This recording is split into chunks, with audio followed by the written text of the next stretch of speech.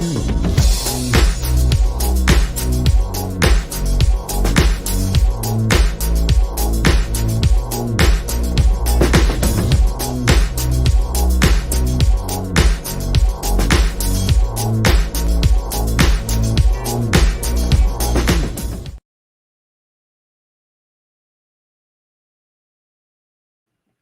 and welcome to this 10th edition of the Echo Chamberlain livestream. We made it. I can't believe we got to 10. It's an incredible feat. Most notable is that somehow I've managed to get through 10 streams without any technical mishaps or dysfunction. But I just got a feeling in my bones that today could be the day where it all goes haywire. To share in this angst and anguish with me is the usual accumulation of fantastic guests. Starting off with my first guest, who I'm going to steal his joke from him, has had extraordinary amounts of representation when it comes to wheat coming from the great state of Illinois. But to explain the joke in greater detail and with more subtlety is Mr. Greg Owen. In fact, where is he? Here he is. It was my joke. I was all excited. I thought of that one. I worked hard on it. We're going to talk about wheat harvesting this evening. And as an Illinoisian, I know a lot about wheat and corn harvesting. And we don't do it in slow motion, but that's okay. I was just happy to be represented on screen so I could see a reflection of myself. There, I'll steal Despot's joke. Illinoisian. I guess it holds together.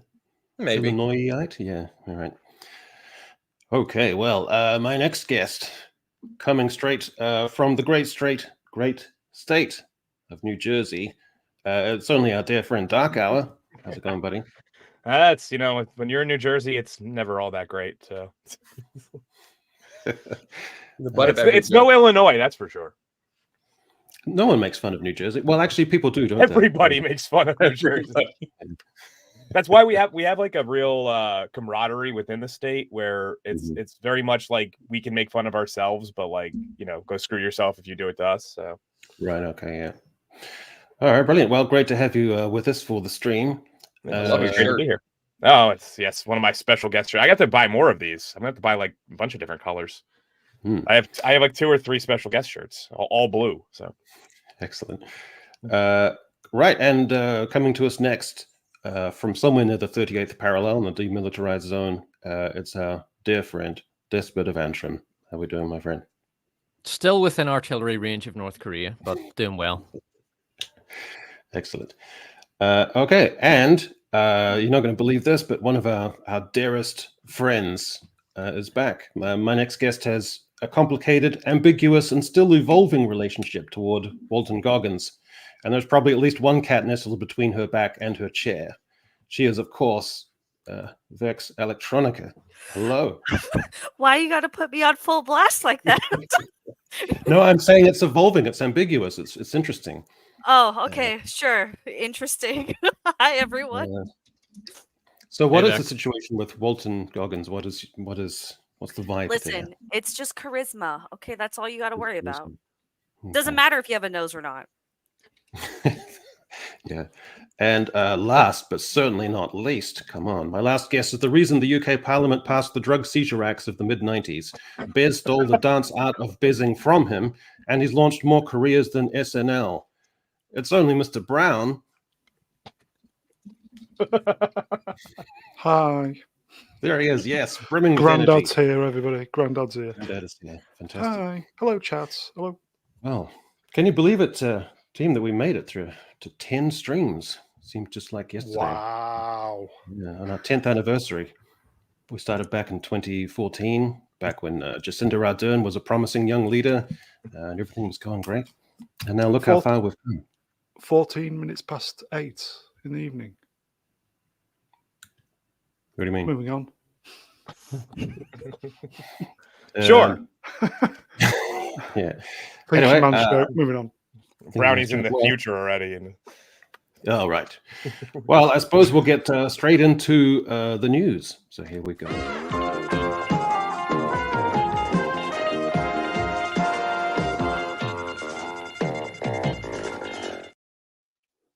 All right. So in the news, I've been trawling the internet and looking for the worst takes I can find. And so our challenge is to rate these takes on a scale of 1 to 5 of how terrible they are. I guess we'll call it the Chamberlain scale. So we'll start off with this nice this nice one right here. So this is the Biden Guide to Dressing Younger. So much has been made. Much has been made of the president's age. His tailoring tells another story. There are lessons to be learned here. But not his So- footwear. Is That's- one tell the right bad or story. 5 bad? Just curious. One is it's mild and benign, and 5 it's a flaming hot, terrible, worst take you've ever seen. Okay. So on the Chamberlain scale, where would you rate this little piece right here? It's a I'm good gonna start suit. off with a 3 because it's expected. I mean, it's goofy, but it's expected at this point that we got to defend Biden at all costs. And I don't care. I don't care if he puts on a shirt that literally says "How are you, fellow kids?" It's still not going to work. All right, so Darkhour with the 3 there with the whiteboard. Yes, it's a 3. I mean, his actual clothes are not nearly looking as old as him, so I give it a 3. I guess that's true, yeah. But this is the New York Times. Come on, how many Pulitzers have they won? So I don't know. That's a bit of a shame. So Vex, does this vex you? I mean, Joe Biden vexes me, but you know what? I'm going to give the suit a solid 4. I think the suit itself is nice, but it's Okay. pretty funny that this is where we've gotten to try and defend the lowest rated of what the last 8 or 9 presidents now, lowest approval rating. So good on you, New York Times, getting those clicks. I respect the hustle. Yeah. All right. Well, Despot, this wouldn't ruffle your feathers too much, surely. No, I'm giving this. So higher is worse. Yeah. Yeah, that's correct. I'm going to give this a 4 because I dislike the idea that it is a good thing to look younger. I fundamentally disagree with this. I mean, why would a man want to look younger? Says a young man himself. I'm not young. I'm 35, but it's a good question. You know what I mean? That's why. Like, Well, nobody- they want to we just project assume this an is image true. of virility. We just assume this. Yeah, but virile. You don't need to be young to be virile. I'm 35 A man inside. a man is in his prime when he's in his middle age. The Romans considered early 50s to be like the prime of life for a man. Mhm. Yeah. That was And also they- like the they- end of they- life for most Romans. Well, I mean, the Romans didn't consider those people real Romans. Like, if you were so poor that you couldn't afford to live past the age of 50, you weren't really a person as far as the aristocrats were concerned. But yeah, I disagree with it. What did the Romans ever do for us, though? Well, Exactly but what did the Romans ever do for us. the Romans thought that small peepees were aesthetically The aqueduct? ideal. So I don't know. They weren't right about everything. Which is extremely based, by the way. Anyway. Well, that's what happens when you're in power, and you could just be like, no, small is better, and if you don't agree, you're dead. You're dead if you don't agree with that. So Yeah. So Brownie, you don't find this too offensive, or would you give it out of 5? What's the scoring system again? Well, you're used to giving everything a 1 if it's female, but 1 is it's totally mild and inoffensive, and 5 it fills your veins with. Okay, so a mark between 1 and 5. Correct, Amanda. Okay. 1 and 5, yes. That's correct. That's the schematic. I give Biden 2. Phew, dodged a bullet there. All right. Okay, well, It's a sharp Mary, suit. Mary and George lets us reimagine all history as queer history. The show doesn't just normalize the notion of sexuality, fluid queer community, it historicizes it. So it's a new drama steaming on Stars that charts the fantastic rags to riches rise of George and Mary Villiers, the first Duke and Countess of Buckingham, and blah, blah, blah, blah. And so it's a bodice ripper, except everyone is queer. So Mary and George lets us reimagine all history as queer history. Finally. You know Grace, that but- word is an offensive word to...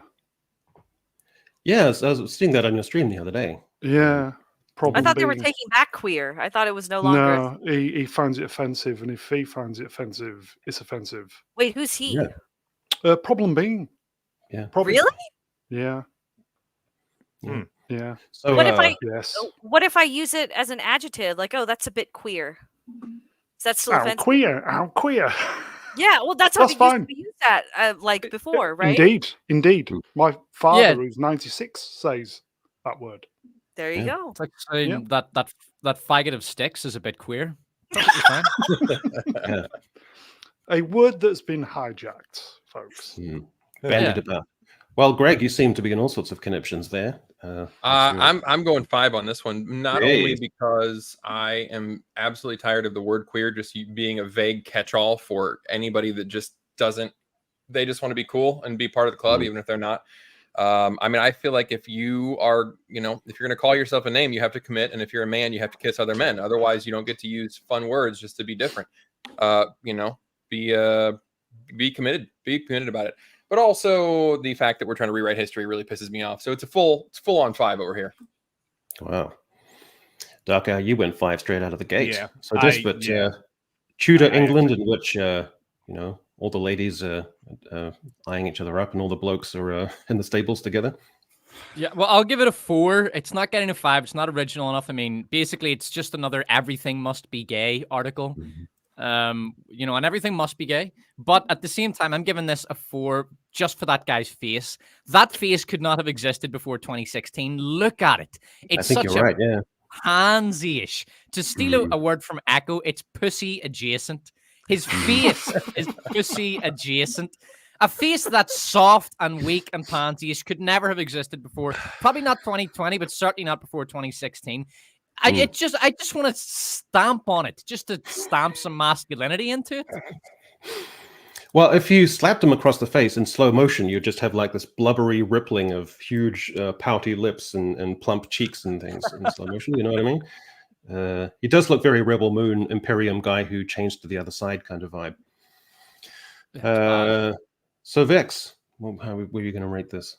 I think this is really gay, so I'm not going to give it a rating. Brownie, where do you land? Why am I supposed? How do you mean rate it? Please Well, I mean, explain. as a take, For like idiots in like terms me. in terms of ridiculousness, would you give it a? It's very ridiculous. So perhaps like a 4 or 5-ish. I'm kind of like Vex. I don't care. Okay, fine. No rating. Couldn't even summon a Sorry, rating. I don't care. This I'm just sick of this. constant like need to rewrite history in the eyes of the modern lens is getting shite. Revisionist history is getting to the point where some people, like, I'm a huge history fan, history buff, and anytime I hear anything like this, I'm like, this is how things happen again when you try to rewrite history and change what it meant. And it's like, if I went around saying I'm heterosexual every 5 seconds, they'd go, "It's a fucking nut job." Yeah, and it's only the same thing. They'd call me out for it. They go, "Bigot," and yet they're doing it all the time. It's sheer double fucking standards. Yep. Don't call this historical revisionism, though, because Fucking historical sick of it. revisionism can be fine. So, for example, a lot of historians basically argue that the Germans had lost World War II after the Battle of Moscow. Whereas that's historical revisionism, because previously it was regarded as Stalingrad was the turning point. But when you actually look at all the numbers in the industry and everything, you realize, it was probably Moscow. But that's revisionism, and that's good revisionism because it's more accurate. Operation but this, Seawolf was the turning point.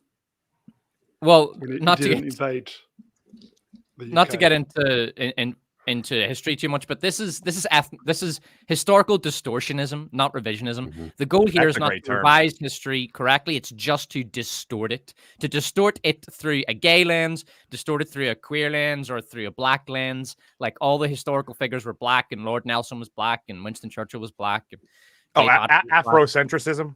Well, that's Martin Afrocentrism. That's a Luther form King of was white. Yeah. That's a form of historical distortionism, but this is sort of queer distortionism where everything was gay and queer and nobody was ever straight, which is why there's 7 billion people on the planet right now. Is it homocentrism? Is it It's history put multiverse? through a filter. So just put through a top Multiverse? filter. Is it a multiverse? I think so, yeah. It's a crazy relativism. Anyway, they found safe spaces on TikTok. A ban could devastate their communities. Where else could they possibly go? There's nowhere else apart from TikTok where anyone can form any communities or get together in any way. So we all know that TikTok is the natural place to go for sources of empathy, considered thought, pathos, and community. That's the main all reason your data to the CCP. Yeah. So, Greg, whenever I'm looking for a well-reasoned, introspective, philosophical take. TikTok is the first place that I go. I mean, it's really highbrow shit on there. So I am a little sad that it might be banned. Like so what recourse could these people have if TikTok isn't there anymore? They'll just fade away and they'll have no recourse for any kind of community at all. Yeah, I know. I mean, they can't go to Twitter. They can't go to Facebook. They can't go to YouTube Shorts. They can't go to Instagram. They can't go to 4chan. They can't go to Reddit. They can't go to any internet forum whatsoever. So I don't know. It's really, they're bereft of options. It sucks. I feel bad. I feel bad for them too. So on the scale? Oh, 2. Anything with TikTok TikTok can never get a 5 from me because it's just a dumbass platform, and its whole existence is fucking boring. Fair enough. All right, Darkhour. Me and Greg are on par. What? Okay. Despot, where do you land? I'll give it a 4. I despise TikTok. I'm quite happy for it to be banned, and just fuck it. Fuck everyone on the platform. It's disgusting. I'm not even interested in using it for the purpose of humor. I just fucking hate TikTok. I want it gone. Yeah. It's going to be gone in the sense that it itself will be, but they're just going to port over to YouTube Shorts. That's all it's going to happen. It won't work as well because YouTube, a lot of the stuff you get away with on TikTok, your channel would get deleted or you would get banned or the video would get deleted on YouTube. So for example, if it's a 14-year-old girl doing a sexualized dance, that would just get taken down on YouTube. Whereas it's all over TikTok. It's stuff like all that nonce shit. It's all over TikTok. I hate it. Just the music. The music alone would get you removed on YouTube. Whenever you have a platform of any kind gets ripped down, there's always a porting of those people. One of the ones that I dealt with the most was when Tumblr went down for a lot of the thing. I mean, it still exists, but when its community started to basically get told to not be here anymore, and they all just went to Reddit and ruined Reddit. So that's what's going to end up happening. They'll find a pocket to go to. Some of them will try to migrate, but I don't think YouTube's the right place for them. I don't think the YouTube audience would particularly be interested in them. They would migrate toward, I would say, Instagram or Twitter, more likely. Yeah, probably Instagram. What were you doing on Tumblr, Darkhour? I wasn't on Tumblr. I was on Reddit. And then when Tumblr got like, I used to be a big Redditor when I was like younger, and when Tumblr went down, when everyone essentially was told they couldn't do the things they were doing over there, everyone just went over to Reddit and completely infiltrated all the communities over there and changed them. Okay. It's a shame that none of these platforms have ever become retro. Like, we're the MySpace revivalists. Try and make it funky and cool and ironic to go back on MySpace. You had freedom of speech. You had freedom of speech, and you were allowed to have a profile song over there. Yep. So Vex, you probably had some fun times on Twitter when you were just a little nipper, surely. I mean, on TikTok. I'm not that young, unfortunately. TikTok, I'm gonna put this as a 5. I think I think this app is just cancerous. I think if you found a safe space on TikTok, of all places, you can go jump off a cliff in Minecraft. So good riddance. I want a Vines reboot. That's where the creativity. Yeah, that would be cool. That would be great. Yeah. You got 6 seconds to cook. You better be fucking good. I mean, the look at this graph is always going to be the funniest thing I've ever seen. There's nothing funnier than that. For me, it's I don't know, it's some football coach just walking around pointing at pictures going, guys being dudes. And I just, every now and then I think about it and I fucking chuckle to this day. I recently looked up that look at this graph thing. That's amazing that you mentioned that. I think it was like 3 days ago. I was like, I need a quick laugh, and I just looked that up. It's always funny and will never not be so. Mr. Brown, you're on TikTok. You're probably on TikTok right now. No. Yeah. Well, what would you rate this on the scale? Okay. Would it be a nay bother, a get in the bin, or a it's shit? May I say scale. something, please? Go ahead. The term safe spaces. What an absolute load of all bollocks. Yeah, I think so. It's just the best safe space on TikTok will be not to go online, just to avoid it. Yeah. Just do stuff. Reality is the safe space. Yeah. Do stuff in the real world, folks. The best safe space around. Mm-hmm. There you go. I wonder if Rumble pick up short content like that. Possibly. That might be their ticket to relevance, because it's not I don't think it's going to be YouTube spillover. Fresh and Fit are not going to bring Rumble to the top. That's for No, damn sure. definitely not. All right, from the Daily Beast, Velma Season 2 proves haters wrong with the perfect Scooby-Doo joke. While the most foolish among us wrote off the Scooby-Doo update as woke Velma, an epic joke in the new season is a hilarious reminder that the show shouldn't be ignored. Well, who can argue with that? That's a 5. There's not a single joke in that entire season that can even be called a fucking joke. Which joke was it, out of curiosity? I'd like to know myself. Yeah. Was anyone giving this anything less than a 5? No, I'm No. not even going to waste the ink. Yeah. Proved the haters wrong. Well, can't wait to see the ratings. for Actually, this, no, if I'll they give it ever a do. 4 instead of a 5, just because I have a Halloween costume this year now. Ah, that's brilliant. That's great. That's really, really good. Surprised you Okay, didn't do it well, that last was- year. Okay. I didn't watch Velma season 1 until it was way too late. That's why. Yeah, So same there was no point. But this year, I got it. This Aritzia onesie will put your favorite exercise dress to shame. Vex, will this Aritzia onesie put your favorite exercise dress to shame? I don't have an exercise dress because I exercise to get fit, not to get clicks on the internet. So Yeah. this is a 5 for me. It's a You 5. look like yeah, a I fool, had- ladies. You look like a fool. Where would you exercise with this in public? On That's OnlyFans, the shaking your point. ass. There you go. Somebody in the chat pointed out it looks like a wrestling singlet. Yeah, Does it's just an Yeah. old-fashioned wrestling singlet. Yeah. yeah. There's a kind of Andre the Giant vibe going on with 1 second to the left there. Greg, so this is this full of pizzazz and empowering and exciting and I am so sorry. I was searching for that killer joke that they think. Let's see the ones you put your favorite exercise dress to shame. I mean, look at the style, the contouring, the sheer finesse of the design. It's beautiful. It's one out of one of the top fashion houses. All I can see with that is that those people got to shit naked, and they're gonna hate it. They're gonna hate it the first time. But I'm still going with a 3. It's just 3, not yeah. that exciting. Okay. Yeah, Darkhour.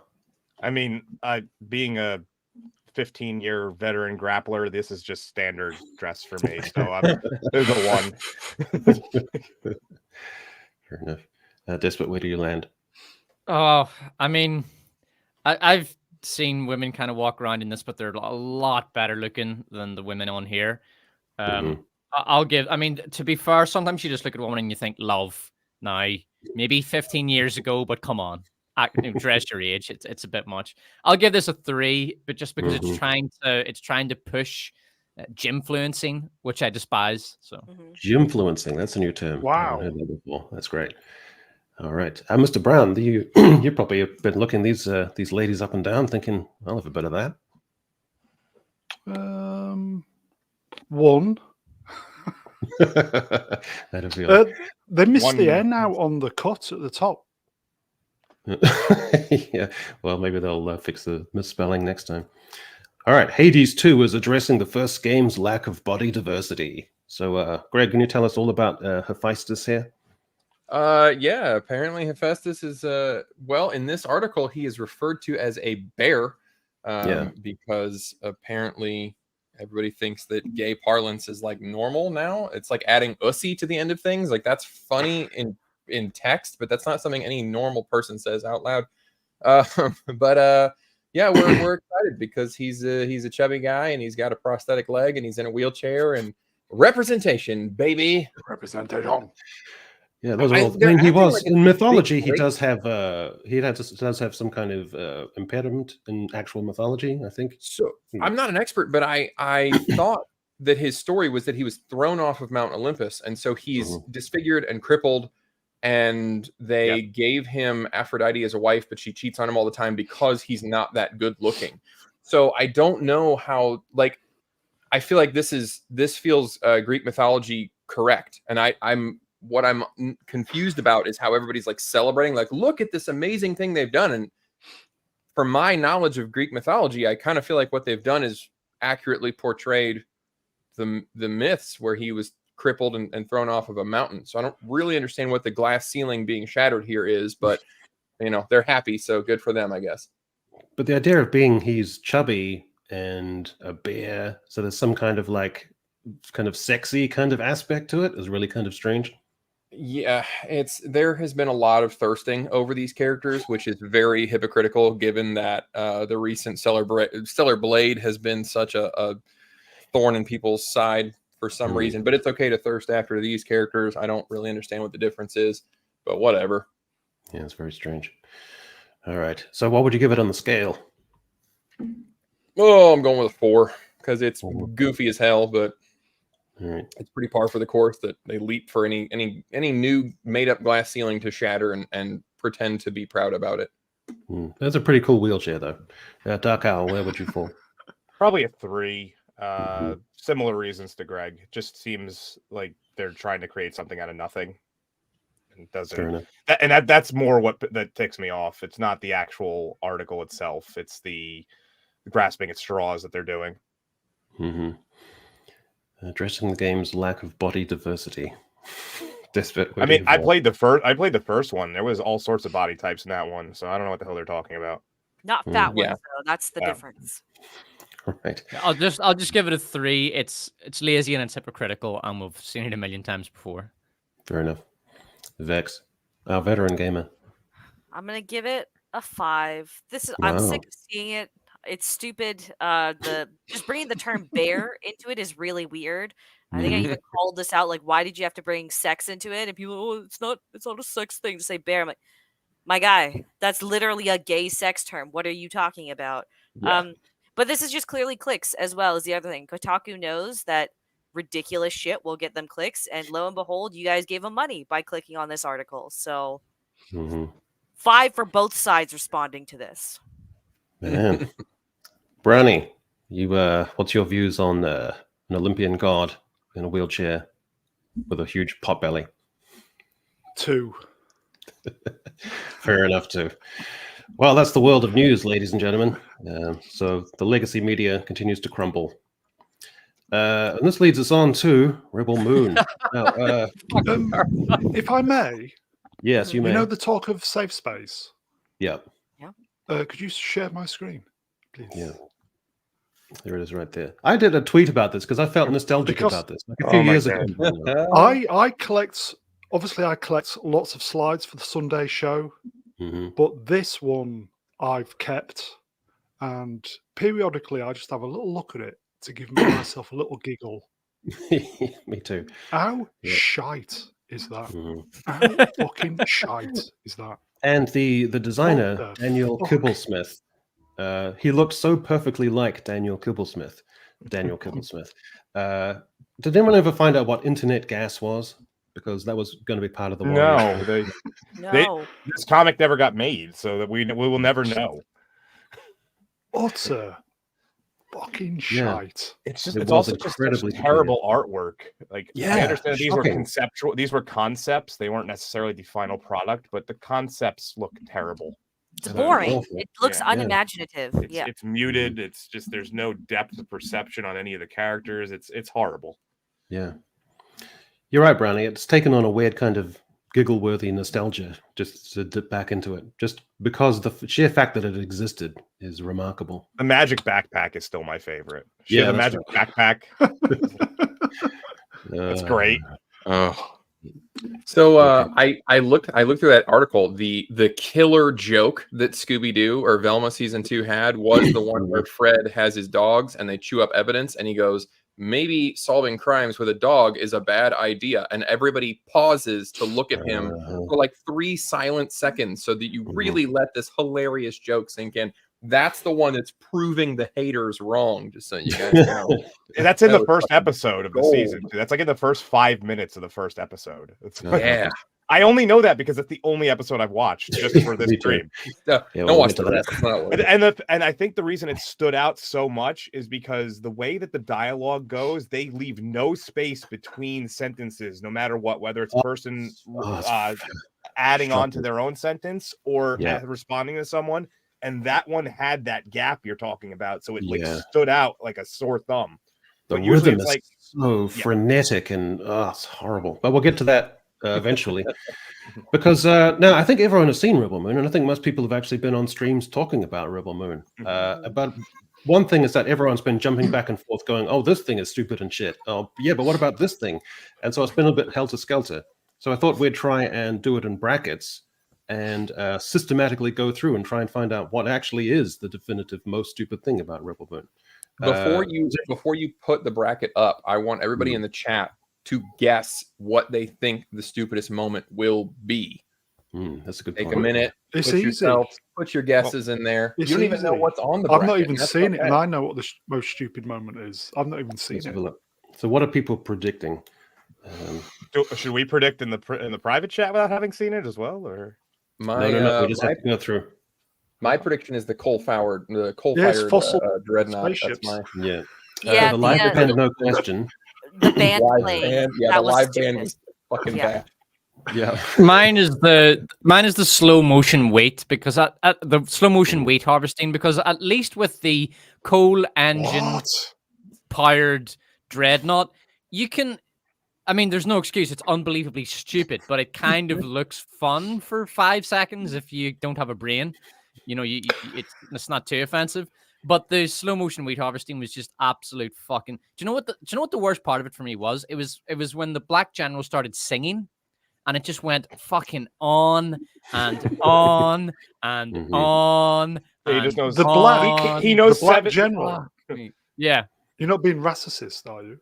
Yeah. by pointing Oh, out. yeah, the fact- No, Ejector, the space vagina is was from part 1. We're only doing part Well, 2 here. No, I think there's some space vagina in the second one. I think a little bit of it. Was there? Jaimin I think it was a Hansu bit, becoming a random 1700s plantation slave was really strange. That was out of nowhere. All right, well, here's our first bracket. So we have violinists who either they have their pre-prepared score of music, so they're going to play along when the action happens, or action is taking a weird different course, and so they're improvising and getting more impassioned as they're playing along to the scene, which I think would be, hats off to them for, well, bags off to them for having the musical panache to be able to improvise, versus the chick who chops off her own forearms in order to screw on a plug and play mock lightsaber device. So here's our first bracket. It's the violins, it's the string quartet, and I think that's going to take it. I think that's going to be that's my prediction, is that's going to be the ultimate winner. String quartet live assassination. Yeah. Oh, It's got to be it. Yeah, the more you think about that scene, the worse it gets. it becomes so strange. I've never seen anything quite like it. It's a new step out in cinema. It's quite extraordinary. Is this cinema then? Barely. Well, technically, yes. Okay. Despot, where do you land out of these two? I'll go with the arms, because the string quartet, I mean, it's pretentious and dumb and faux artistic, but at the same time, it is technically possible. Whereas I think if you were to chop off your own forearms, you would just pass out from shock. You land. How is an orchestra technically possible? They orchestrate to the tune of the violins. No, this is what I'm saying. You bring in, right, so the assassins practice on someone with the string quartet before the main assassination. So it's like one big, think of it as like theater with live music, right? You can rehearse before the main show. They have a dress rehearsal where they just stab some random people. Yeah, they get the servant to bring in some wine, and then the servant goes wait. and then Time they'll out. stab the servant. Time out, Despot. Hold on. So you're telling me that they start just stabbing, even whether it's fake or real, whether they get a real person to stab them, and the reactions of the yet to be stabbed people are identical to the pre-existing ones. You so can try to get them to react roughly the same. Like get that's someone it's literally impossible. You can try get someone around the same body type. Yeah, it might. Well, work. you choreograph it. You're saying essentially, like the killer blow doesn't come until the peak of the music, until the high note. The crescendo and the coup de grace must happen at the same time. Exactly, that kind of thing. Or maybe this wasn't the first attempt. I mean, this isn't necessarily the first rodeo. This the string quintet or sextet. So I don't know. They can forever say that their performance killed, and I think that's kind of a cool talking point for them. Okay, follow-up question to how this is possible. So they managed to know exactly what is going down and the way that it decides to go down with a hood over all their heads as well? That's a good point, yeah. Yeah. Are they ugly? It's possible. I don't know. But I think you took a valiant stand, Despot, but I think we have to go with, which means I have to try get a go? I really want to have what's this yours? discussion further about how they could possibly have scripted the reactions of people. You'll have your chance. You'll have your chance. It's one, so you can revisit this in the next round. Fine. This is also on a military warship. Why are they even on the ship? Boomerang live on air. That one is actually probably defensible in the fact that it was supposed to be some sort of ceremony, so they probably would have been sent there. But that's right. You're right. That wasn't on the dreadnought. That's right. Okay, that was a flashback. Is the picture on the right? Was it Book of Boba Fett where they had the those idiots on the Vespers with the it was Book of Boba Fett. Yeah. Is he just ripping that off? Every scene in this movie came. I think from you've got a point. Movie. Honestly, that specific frame reminds me a hell of a lot of the end of Terminator when his hands are going into. Oh, yeah, I see that one. Terminator 2 specifically, or I guess it could have with Terminator 1 as well with the reaching out.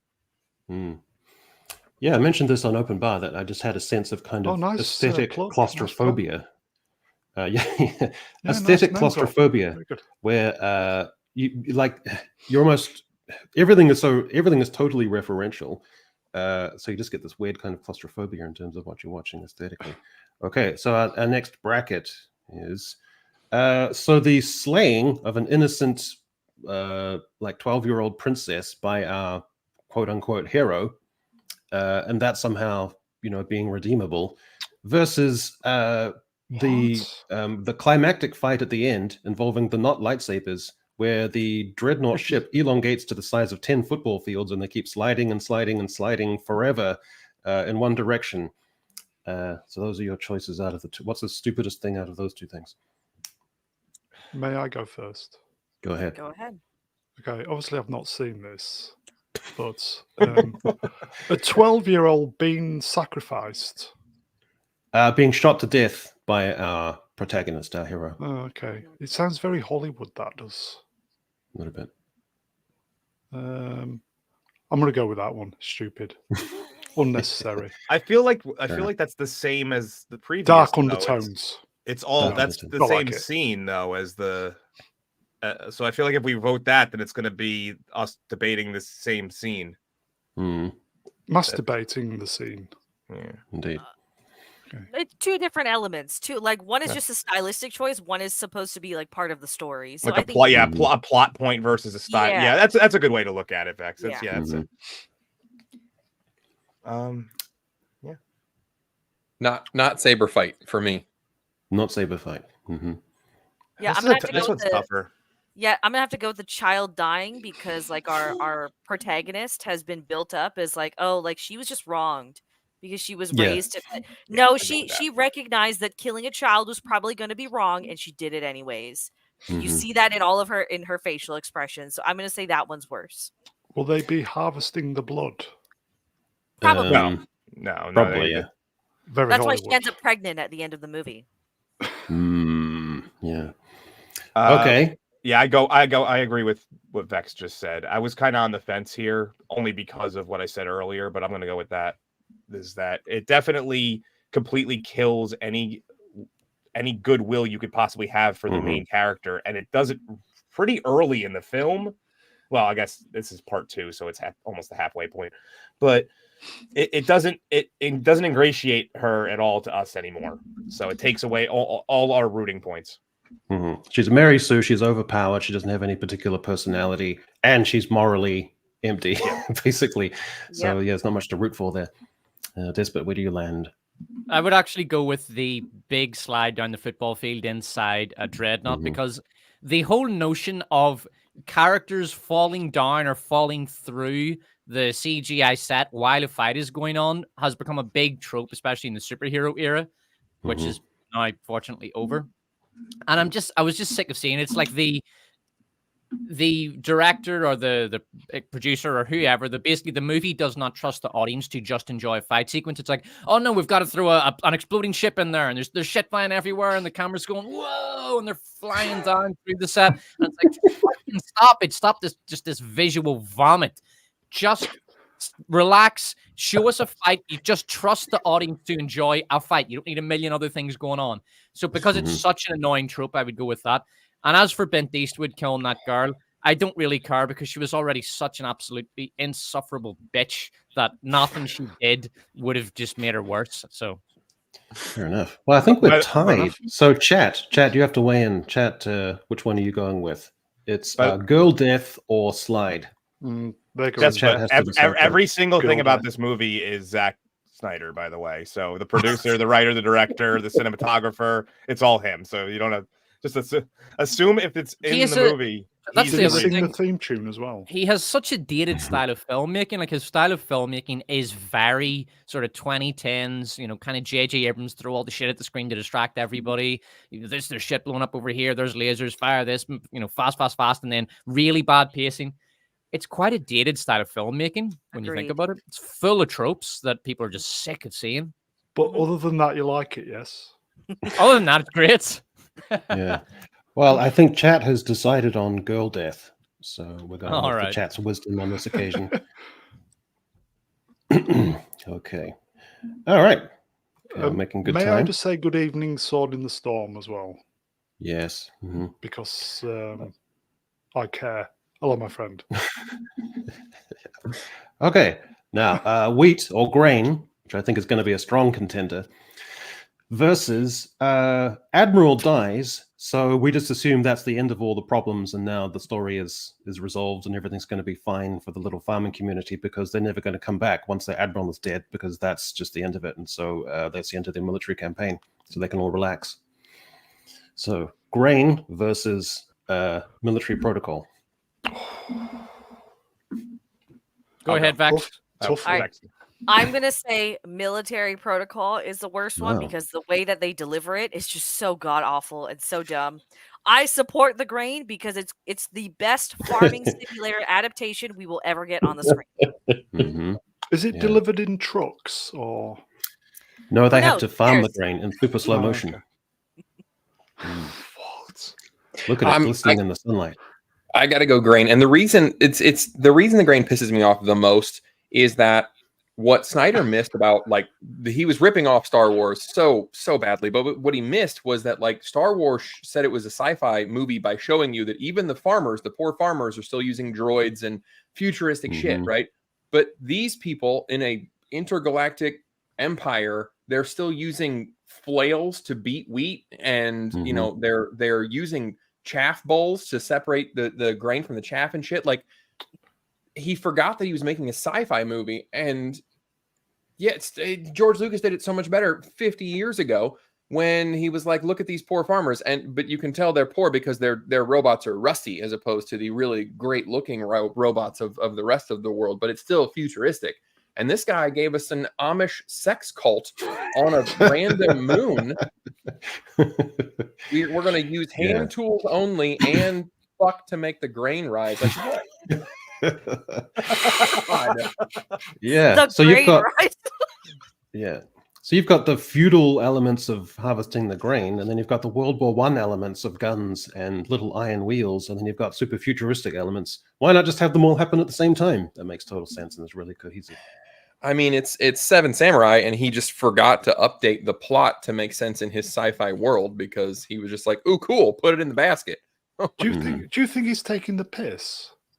Is he? I think he's just got his get out of jail free card of, like, don't ask me questions. It's just style. It's just stylistic, and you're reading too much. No, his get out of jail free card is that's because they ruined it in post. You have to wait till the real version comes out. That's his get out of jail free card.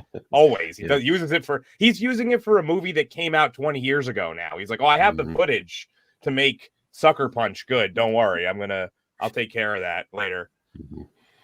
All right. Well, so Greg's going grain. Darkhour, which way do you turn? I think I'm going to go with military protocols because Wow. that whole sequence was just pointless. They kill him at the end of the first movie, immediately revive him. They go through this whole explanation of how he may have problems. He may not be the same, but he's exactly the same.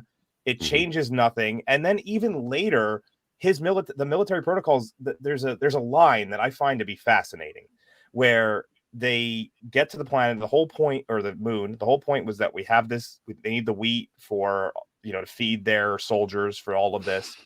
And he realizes that Korra is on the ship. So he goes, just blow up all the wheat. We have what we need. And it's like, no, you don't. You were there to get the wheat and the grain and all of that. She was not part of that. So he completely abandoned that mission. And it was like, all of a sudden, the soldiers weren't gonna need to eat anymore because they have this woman. So their military protocols from start to finish, whether or not they made sense, doesn't matter. It was such a issue for the entire plot that the grain was it takes it over the grain for me. That's true. Yeah. Okay. Great. So this movie was so boring that I began looking up facts about wheat while it was playing because I just needed something else for my brain to do. And they tell them they want 10,000 bushels of wheat. That's what they're going to get. And the people say they only produce 12,000. The average acre of land produces 40 bushels of wheat.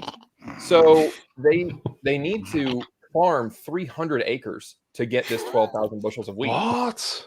And in America, by hand, in 2 days. And in America, a bushel of wheat sells for about $6 a bushel. So this 10,000 bushels that he's like, you better have it or else. This whole ship and military campaign is all being fought over roughly $60,000 worth of food stuff. You don't get this on Nerdrotic. And they squandered about half a dozen bushels just in their military preparation with their little scarecrows. Did they blow it all up anyways? And I was so bored. I started looking this shit up, and I'm like, oh my god, it's 60 grand worth of flour. And that's what they're and they sent multiple ships down out of orbit, and they lost several dozen men over the equivalent of roughly, I think it was 42,000 pounds of pasta, something like that. Yeah, this is an agriculturally barren universe. Man. Yeah. Okay, Despot, where do you land? It has to be the grain. I mean, apart from those wonderful stats that Greg just gave us, the problem is the grain breaks the premise of the movie, whereas the military protocol merely breaks the plot. The thing is, this is a universe where you have a super advanced interstellar empire. So presumably they have something approaching light speed in order to get between those stars very quickly. And they have to go to this out of the way pissant village to secure food. I mean, you can grow food indoors now. There are vertical farms. They're in buildings. It's not technology of the future. You can do that now. There's lots of food on the market that comes from indoor vertical farms. And they don't have one of these on the ship, or they don't have some other super advanced technology that allows them to transport vast amounts of dehydrated food, or they don't have some sort of food cloning, or even vats. Like, we're building meat vats. You can have a meat vat grown hamburger. It's only a few $100s today. I think it was $100,000 10 years ago, or whenever they first started appearing. So by the time we're at this point in the future, you will have indoor vegetable farms and you'll have indoor meat vats, and they'll never need to leave the ship for food. And even if they did, there's more growing grain. No, it's stuck mid-rest. Unless there's fucking massive amounts of famine all over the galaxy, there are plenty of places to get food. They don't have rocket fuel. They're using coal. This is not a universe that makes any sense. Well, one line. We need that grain because it has the vitamin nutrient in it. Just one line. It takes 5 seconds, and just could have put it in. Is it like Spice? It's the grain. It's the grain melange. Yeah, they could have said they were trying to build a city and they wanted to trade either bricks or wool for the wheat to get 10 victory points, and that would have worked too. There are ways to explain this shit. Vex, wheat. No, you've already said yours, I think. Yeah, it's the military one. Protocols. Yeah. Okay. Brownie, what's more important to you? An intergalactic or interstellar empire needing $60,000 worth of grain, or military protocols that are completely ridiculous?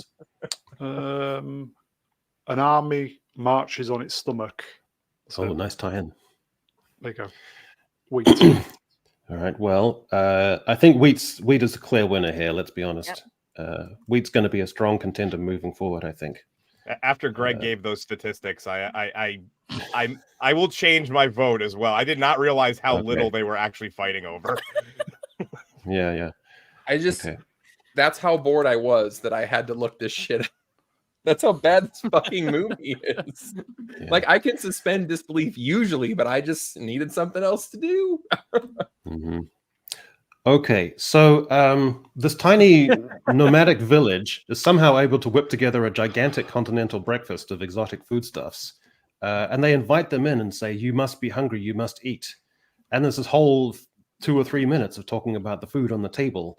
And then someone comes in and says, blah, blah, blah, blah, new plot point. And then everything about the food on the table just means nothing. And there's 2 or 3 minutes just squandered for nothing. Plus, they're leaving the food there just on the off chance that they might return someday. So do they have to prepare this meal every single day in anticipation of them returning and have it laid out on the long table? Versus our hero Cora doing her haircut in anticipation of the final showdown. Because she didn't look masculine enough, so she needed to get that haircut. So not major players, these two, but one of them has to advance. So Greg, where would you lean? I'm gonna go haircut. I'm gonna go haircut because it's like Snyder was like, well, she's a strong female character, so she has to have a fade. I'm actually quite surprised that she didn't leave one side of it long and then the other side of it shaven down to the skull. But the fact that she gave herself a fade, or that might be a Dumb and Dumber Lloyd Christmas situation. Yeah, it's not far off. Look at that fringe. That fringe is awful. You're right. Yeah, if she just had like a chipped tooth, it would be like a spitting image. That's unbelievable. She could have like this idea. She could have told the Admiral, like, we don't have any wheat, but we do have IOUs, and those are just as good. Yeah. Okay, so haircut, Darkhour. Sorry, the IOUs thing caught me off guard. The overwhelming Jesus allegory that they're trying to go with here with this Last Supper clear knockoff is just too much for me. I've become numb to the lesbian haircut and the battle ready, pretty, what is it? I forget the movie, but the battle ready, getting yourself ready for this situation. And this, as I was watching the scene with the supper, first of all, none of this food makes sense. Where would they grow these vegetables? How did they have time to put together a pie? That's a lattice crust. That's not easy. And the lattice crust, you're right. Yeah. The detailing. And but on top of that, it was a waste. This is a community of people who go out of their way to not waste anything. And they prepare it, they have their discussion, and then they just go out their separate ways. It's really strange. It's really strange. All right. Well, so meal versus haircut. They needed the food. Conan the Barbarian there, he needs some calories. You don't get mass like that on 2,000 calories a day. Yeah. Okay. Vex. And Vex, what are your thoughts on this idea? I don't think this idea when a heroine is about to go to the climax of a film of truly expressing herself and her strength and her power, and then she has to cut her hair off. Isn't there a kind of, like Captain Marvel did it as well? She went with the short blonde haircut when she was whisking around. At least in that movie, it's just like she just showed up with the short hair, right? There was no explanation. Like, I agree with Darkhour in that the hyper masculine haircuts, like, you've seen it so much that it doesn't bother you. I think it's just more the reason why she does it that bothers me, because she said literally nothing good about the period in her life where she rocked that haircut. In fact, we saw her kill a child earlier in the movie with that haircut. So for me, now that you're overcoming something and you're trying to fight back against an empire that quite literally destroyed your life and the person that you could have become, you decide to default back to that haircut.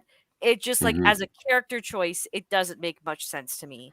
So I'm going to go with that because I feel like you could, as cringy as the Last Supper thing is, like, okay, like these people just saved the village, so maybe they do have some like secrets, stowaway of food or some shit like that for special occasions. But yeah, the haircut thing just made, and we got a scene of her cutting her hair too. So I'm gonna say the haircut is worse. All right. Z raising an important question there. Okay. Despots must be away on He's had assignment enough. here for the He's last had few enough. minutes. Don't blame him. Okay, well, He was having surprisingly, an issue.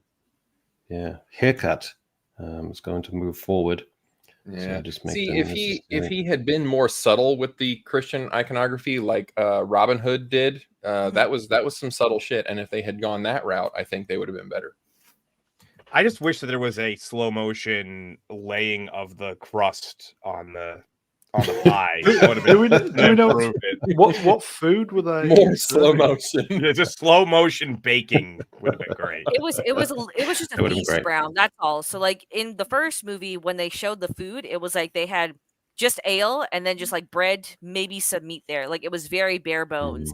But then Did all they of a have- sudden, they seem to have like all of these different fruits and vegetables. There's a fucking watermelon on the table there. There's oranges. Like all of this Ugh. makes no I sense. I think I see some avocados. I don't know how. There must be a Yeah. space Mexico. I don't know how that's.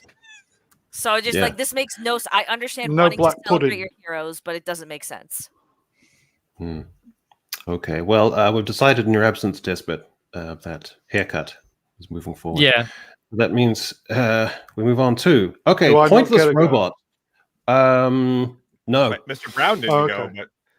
but it was already 3-1. So Yeah, that's right. Okay. Yeah. So, pointless robot who's neither a comedic element nor a redemption arc character, nor a talk to you in your darkest hour kind of character, who shows up at the beginning of the film, does a few things, and then literally runs off and isn't seen again till the end, and then.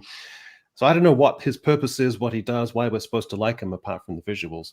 Versus the ticking clock weird fallacy towards the end, where Cora puts up the bombs with the timers, but there's no real ticking clock to make that clever, because if she had timed it so that the bombs will go off when they're about to shoot the guns, that actually makes the bombs go off. That would be kind of cool and clever. But she timed the explosives so that they just happen by coincidence to explode 1 second before they fire the guns. It's so contrived and strange. So which of these two things is the stupidest? I'm Can gonna I go go first? robot because it got my hopes up that there was gonna be something cool, and then there wasn't. Like the bomb thing, yeah. Whenever somebody places a bomb, it always explodes at 1 second before it absolutely needs to. That's a standard movie bullshit. But the robot, I was excited about. I thought it was gonna be cool when it shot that guy in the beginning. I thought, all right, cool, killer robot. HK-47. That's what we're gonna get. And no, we didn't get any of that. We got the opposite of that, and I was pissed. Well, I mean, I go with robot because I never felt that there was a unity between the voice of Anthony Hopkins and the visuals of what I was looking at. I'm just hearing and seeing Anthony Hopkins in a vocal booth, and I'm seeing this image in the screen, but I never correlate the two together and think that they're the same elements, working in harmony, or that the voice is coming from that robot. So it was very strange. So I had to go with robot. They could have like maybe synthesized it a little bit or something to make it seem a little bit more artificial, I guess would be the term. But it also is just such a waste of your best actor, the one that is most well known, the literally knighted Sir Anthony Hopkins. Like he's relegated to this tiny little spot in this film. Yeah, very weird. So 2 for robot. Vex, what did you think of the robot?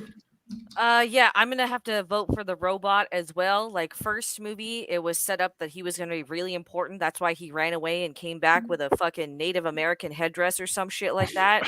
And then in this movie, he did absolutely nothing at all. Like he showed up in the battlefield like just out of nowhere when he could have like helped save a whole bunch of lives, and then he disappears again into a bat cave, and we don't even know what his fate is by the end of the movie.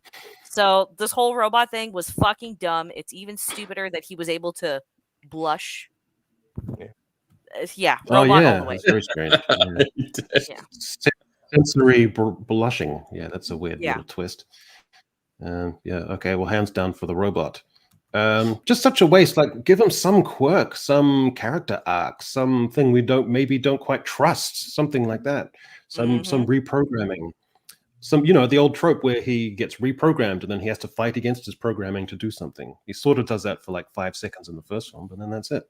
Well, like he was watching them the whole time, so it would have been interesting if maybe when they were formulating this plan, once they found out that the general and stuff was going to come back, maybe he comes in and he has some extra information because Korra hasn't been part of the army for 2 seasons, so maybe he knows something else that could put them at an advantage. But no, Zack Snyder forgot that he wrote a robot into his story. That's really all that happened.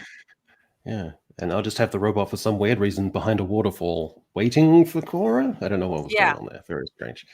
All right. Despot, what did you think of the robot versus the peculiar ticking clock explosives? It's definitely Anthony Robotkins because the robot has absolutely no function. The only thing it does is Deus Ex Machina in the battle. And as somebody already mentioned, why did you just do that now? You couldn't have done that earlier and saved a few dozen lives. But no, Robotkins waits until the end. I fucking hate that thing. And there's so much buildup. There's so much buildup about the character that suggests that this character has a greater purpose and perhaps even a spiritual purpose. But no, it just Deus Ex Machina then runs off. It's awful. It's so pretentious. And it's so Zack Snyder. He builds up this robot as if it's really meaningful, but when it comes down to it, it's just a visual wank. Fuck off. Imagine how much grain he could have harvested if he would have been involved. Also, this robot is an incredible fighter and is able to wipe out half the galactic troops or the Empire troops. Why didn't the Empire just send a couple of robots down to the village? Why do you say I can't even? It opens up so many plot holes. If I recall correctly, in the first movie, they mentioned that actually it's one of the few things they were decommissioned. I think they turned pacifist when the king died or some shit. Yeah, they essentially decommissioned themselves. Yeah, they were sworn to him. They were nowhere near his, assassination site, even though they were sworn to him, and that was their entire reason for existing was to serve. So build a new fucking robot with the same technology. Oh no, it's definitely still stupid as hell, but there is. Here's an idea. Occasionally, they do hit something. Take one of the robots. Uninstall Windows 512. The one with the little patch that says you have to be loyal to the king, and update it with Windows 513. There you go, problem solved. Ching, ching, ching, ching. Yeah, Brownie, do you like the look of that robot? Windows editions go in numerical order like that. After 512 would clearly be H37. That's right. I've not watched Rebel Moon Part 2. Do you like the look of that robot though? Is it a rival? I just feel so left out now. Oh well, don't worry. We're gonna get through these rounds, and then we'll bring you. I would just say the robot a 1. Yeah, the robots, because he looks like he's just ripping off Alan Tudyk's robots from Rogue One. Yeah, I was just about to say, I like that robot. I thought that was one of the better Star Wars robots. Yeah. Okay, all right. Space Vagina, which we're counting in this. Okay, versus and Darkhour. This touches on what you were saying before. There's this cool idea that he's reanimated, and they're saying maybe he's a bit fucked up, and maybe mentally he's going to have some kind of mental schisms, and he could be off the rails on a strange live wire. Nope. Just built it up for 2 minutes and then absolutely nothing wrong. He's totally fine. So those are your choices. I guess I'll go first since I already kind of touched on that one. Basically, I'm just going to pick that. The space vaginas, whatever. I don't really care specifically how they. It's a little. It's a little strange choice visually, but however you get around is fine to me. But I just feel like this whole plot point was. It was so nothing. Pointless. Why bother to kill him off at all? They could have just injured him at the end of the first film, and it would have served the exact same purpose. All it did was have this weird mental Skype call that he did. That was the only thing that happened out of this. Strange. And some weird visuals of these space snake tubes that all the holes that go in, they all disappear after that scene anyway. It was it was almost like they filmed the two scenes as alternatives to each other and then just put them both in anyway. Yeah, I think that's exactly what it feels like. Yeah. Okay, Greg, where do you land? While I think the space vagina could give new meaning to the term wormhole, I am going to go with resurrection because it gave him magical strength powers for some stupid reason, and also they didn't like he's an admiral. I know he's like a big guy, but why would they spend the resources when they clearly need $60,000 worth of wheat to survive? Why would they spend the resources to resurrect this guy? Like I don't get why he's so important that they're going to do this. Like what knowledge or what secrets or why is he so important that they would go to these lengths to get him? And then also when he comes back, he's like, look at my scar. When earlier he was having sex. Yeah, what was that? It was like real life hentai, and there's some tentacle monster, and he had little suction. Maybe he was hanging out with Gwyneth Paltrow, I think, and he was cupping, and so he had the little things all over his chest anyway. But then he was really proud of his extra scar. I don't really know what that was about. Just to because she's the scar giver. That's why. Because she's the scar giver. You have to mention the name of the movie in the movie. That's the only way people will know you're watching the movie. Exactly. Man, barbers and haircutting styling in this universe is pretty low quality. It's bad. Speaking it's of all that, practical. In the first movie, I actually thought he was her father figure guy because they only showed him like the one time when he found her in the battle, and he didn't have his hilariously bad beard and wig like he did in the assassination scene. And so you only saw him the one time, and he looked like, I mean, every guy, they have the bad haircut and they're all pasty white. And like, this is a case for diversity right here, because you just need to be able to tell who the fuck is who in these shows. And it took me a long time to realize that this guy was different than her father figure fella. Yeah. No, it's all very complicated. Okay. Despot, any thoughts? I'm going to have to go with the revival because there's this horrible visual calamity between the Lloyd haircut on the one hand and the actor trying to appear intimidating and powerful on the other, and they just smash into each other in this horrifyingly incongruous visual mess. It's like it's simultaneously trying to get me to laugh and get me to be intimidated, and it's just fucking absurd. All I see is Lloyd trying to look hard. I hate it so much. That fucking haircut. So I'm gonna go with the revival. Common People has a lovely way of synthesizing sentiments into He's the amazing. bare bones. Yeah, he's the best. Thank you, Common People. Now I can only imagine this still frame being you want to hear the most annoying sound in the world, and it just being from. That's all I can think of now. Okay. Somebody, you know what? Whenever I do an eventual review of part 1 and part 2, I'm ripping that fucking joke. And right when he does that to the camera and he starts screaming, I'm gonna have that fucking audio. It's gonna be great. It's yours. Just put my name in the credits. Oh. Okay. We're doing good. So I think we've only got. I think this might be the last one. So this is. Go? Wait, Do I did, get an- Oh, yes, do I get another go? yeah, I didn't get Yeah, a go so- either. Oh, I'm sorry, team. Come Go on, ahead. Chamberlain, sort your shit out. I'm sorry, Brownie. So, Brownie, do you want to rip a hole in the fabric of space and time? Okay, is it a space fanny, Yes, more or less. Yes. which is like an axe wound in space? Mm-hmm. Yep. Okay. well, So it's you can obviously that one. travel Moving on. through space. Yeah. In your phallic shaped ship. Yeah, the ships are very shaped tiny. like dog penises in part 2, oddly Yeah, enough. it's very tiny. Which makes the whole vagina opening a little but you guys are missing the most vital part is like they can travel through like wormholes or like split space holes or whatever. Beef curtains. But then in part 2 it takes them 5 days to travel to the Yeah, planet good point. to get the grain. That's because they were So, out like- of wheat and probably low on coal.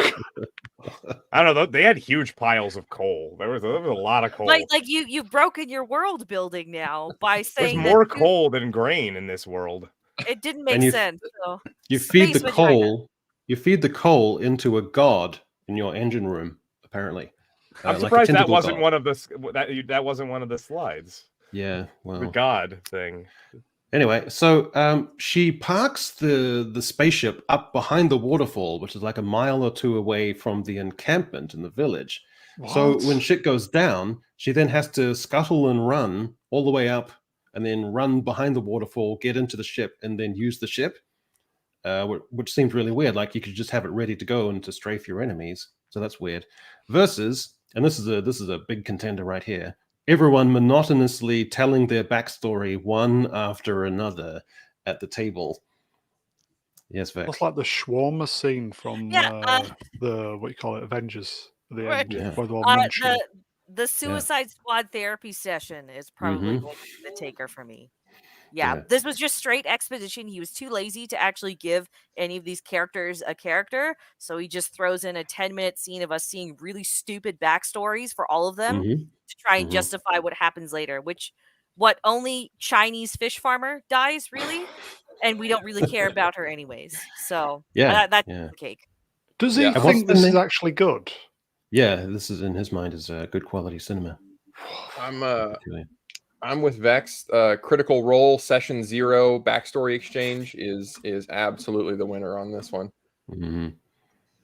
Yeah, I agree. That scene was absolute fucking tedium. I was so bored. And the other thing is, when you're bored in a movie, you have this kind of hope that it's okay, maybe this boring part will end and we'll get to something fun soon. There's that hope in the back of your mind. But because it was set up that everybody has to tell their backstory, you're on the second backstory, you're bored to tears, and you know there's 3 more to go, so it just makes you feel this utter dread. Is that what it is? Watching this... a movie? Apparently, yeah. Supposedly. With a huge chunk of odd backstory and little nuggets. But the way that scene is lit, it's like they have their futuristic hanging lights, but it just literally looks like the lights you'd have on a film set, just, lighting up the scene. So it looks terrible. The scene was made even worse by the fact that everyone's story was essentially the same. It was just the Imperium showed up at my home world. They were assholes, and now I'm angry every single time. They took away everything I loved. Yeah, and now I did get a chuckle out of, I can't remember his name, Turok or whatever, the one you called Hercules earlier. Oh, the dinosaur hunter. Fuck yeah.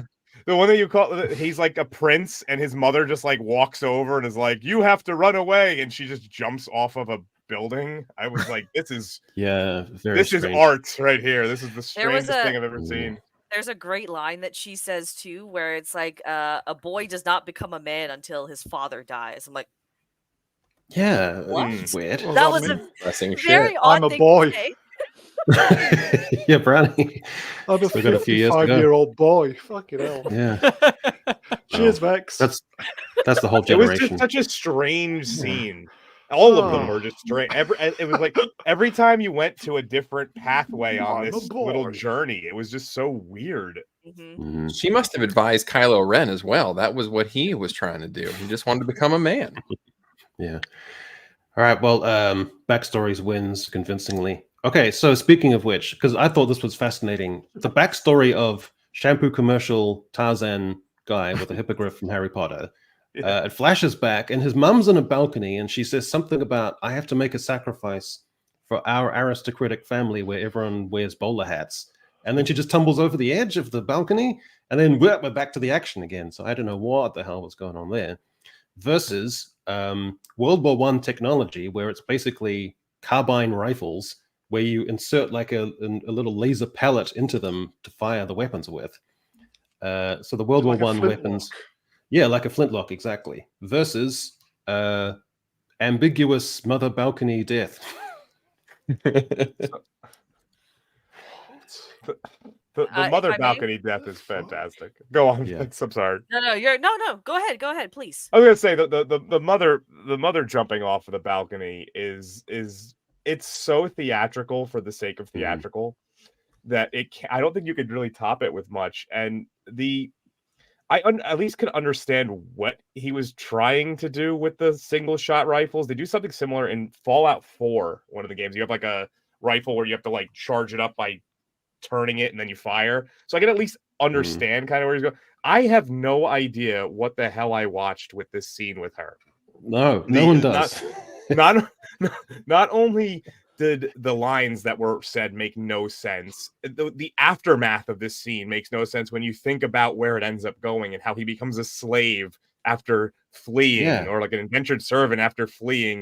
It's like, so what was the point of all of this anyway? Then your mother sacrificed herself, your world ended, and then you just went into indentured servitude because why the hell not? Yeah. They gave him 2 backstories, and they were both boring as shit. Yeah. Despot, did you have any thoughts on this peculiar scene that lives on weirdly in my mind?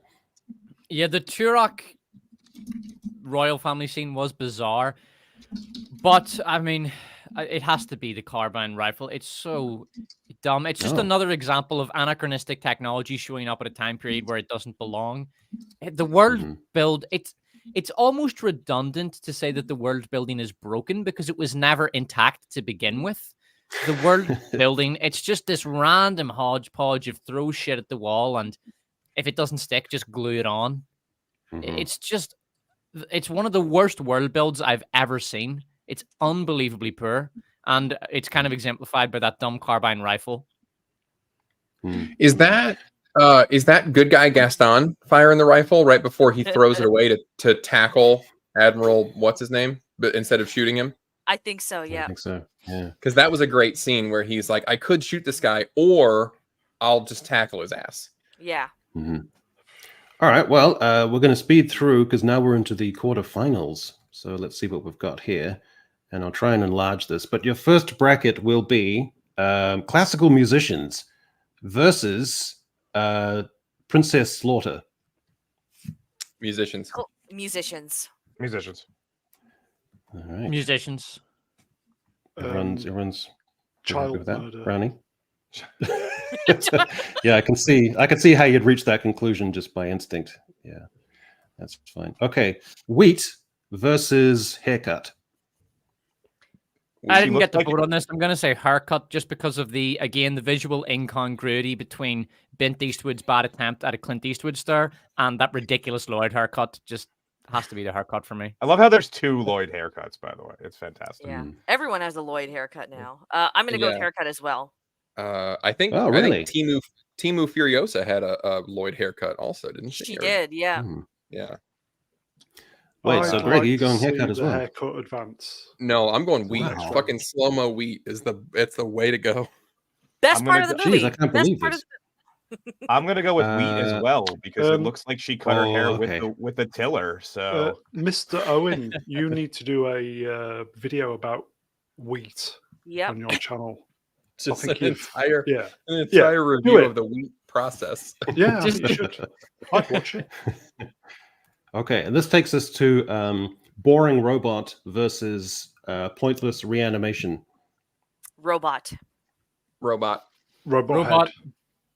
Wow. Anthony Robotkins. it doesn't matter what I say. I really think that the reanimation is such a pointless thing. But they're both so pointless that who cares? Whatever. The whole movie's pointless, really. Okay. This is a tricky one. So backstories versus particular backstory about the balcony. Fucking backstories. That shit was torture. Yeah. At least I laughed at the specific backstory. The rest of them drag that scene down, though. Yes, so. agreed. So all any balcony. Oh, everyone's all backstory. Okay. No, it's all backstories. Especially since Jamon Hunsu was like, I'm gonna admit something really shameful. I'm a fucking badass. And one thing I didn't mention, by the way, that they make a big deal about, we're all gonna tell the truth, and then they turn to Korra and she doesn't tell the whole story. And Jaimin Hansu is like, are you going to tell the rest of the story? And she's like, nah, because fuck you the guys. story keeps changing every half hour in this fucking duology or whatever. We all need to trust each other, except for me. That's basically the way it worked. Doesn't she confess to killing the 12-year-old while she's in the arms of her lover? I think this is very strange. She does. It's at the end of the movie, yeah. That's the weirdest dirty Okay, now we've got but they only allow her to say it. They only allow her to say that she did that when there's somebody standing next to her that can go, but it doesn't matter because she's still alive. So like it's to take away the sting of her admitting it. It's I get you. All right. Okay, this is a powerhouse confrontation right here. Classical musicians versus wheat. Classical musicians. Fuck. Mhm. I'm gonna musicians. go It's- wait.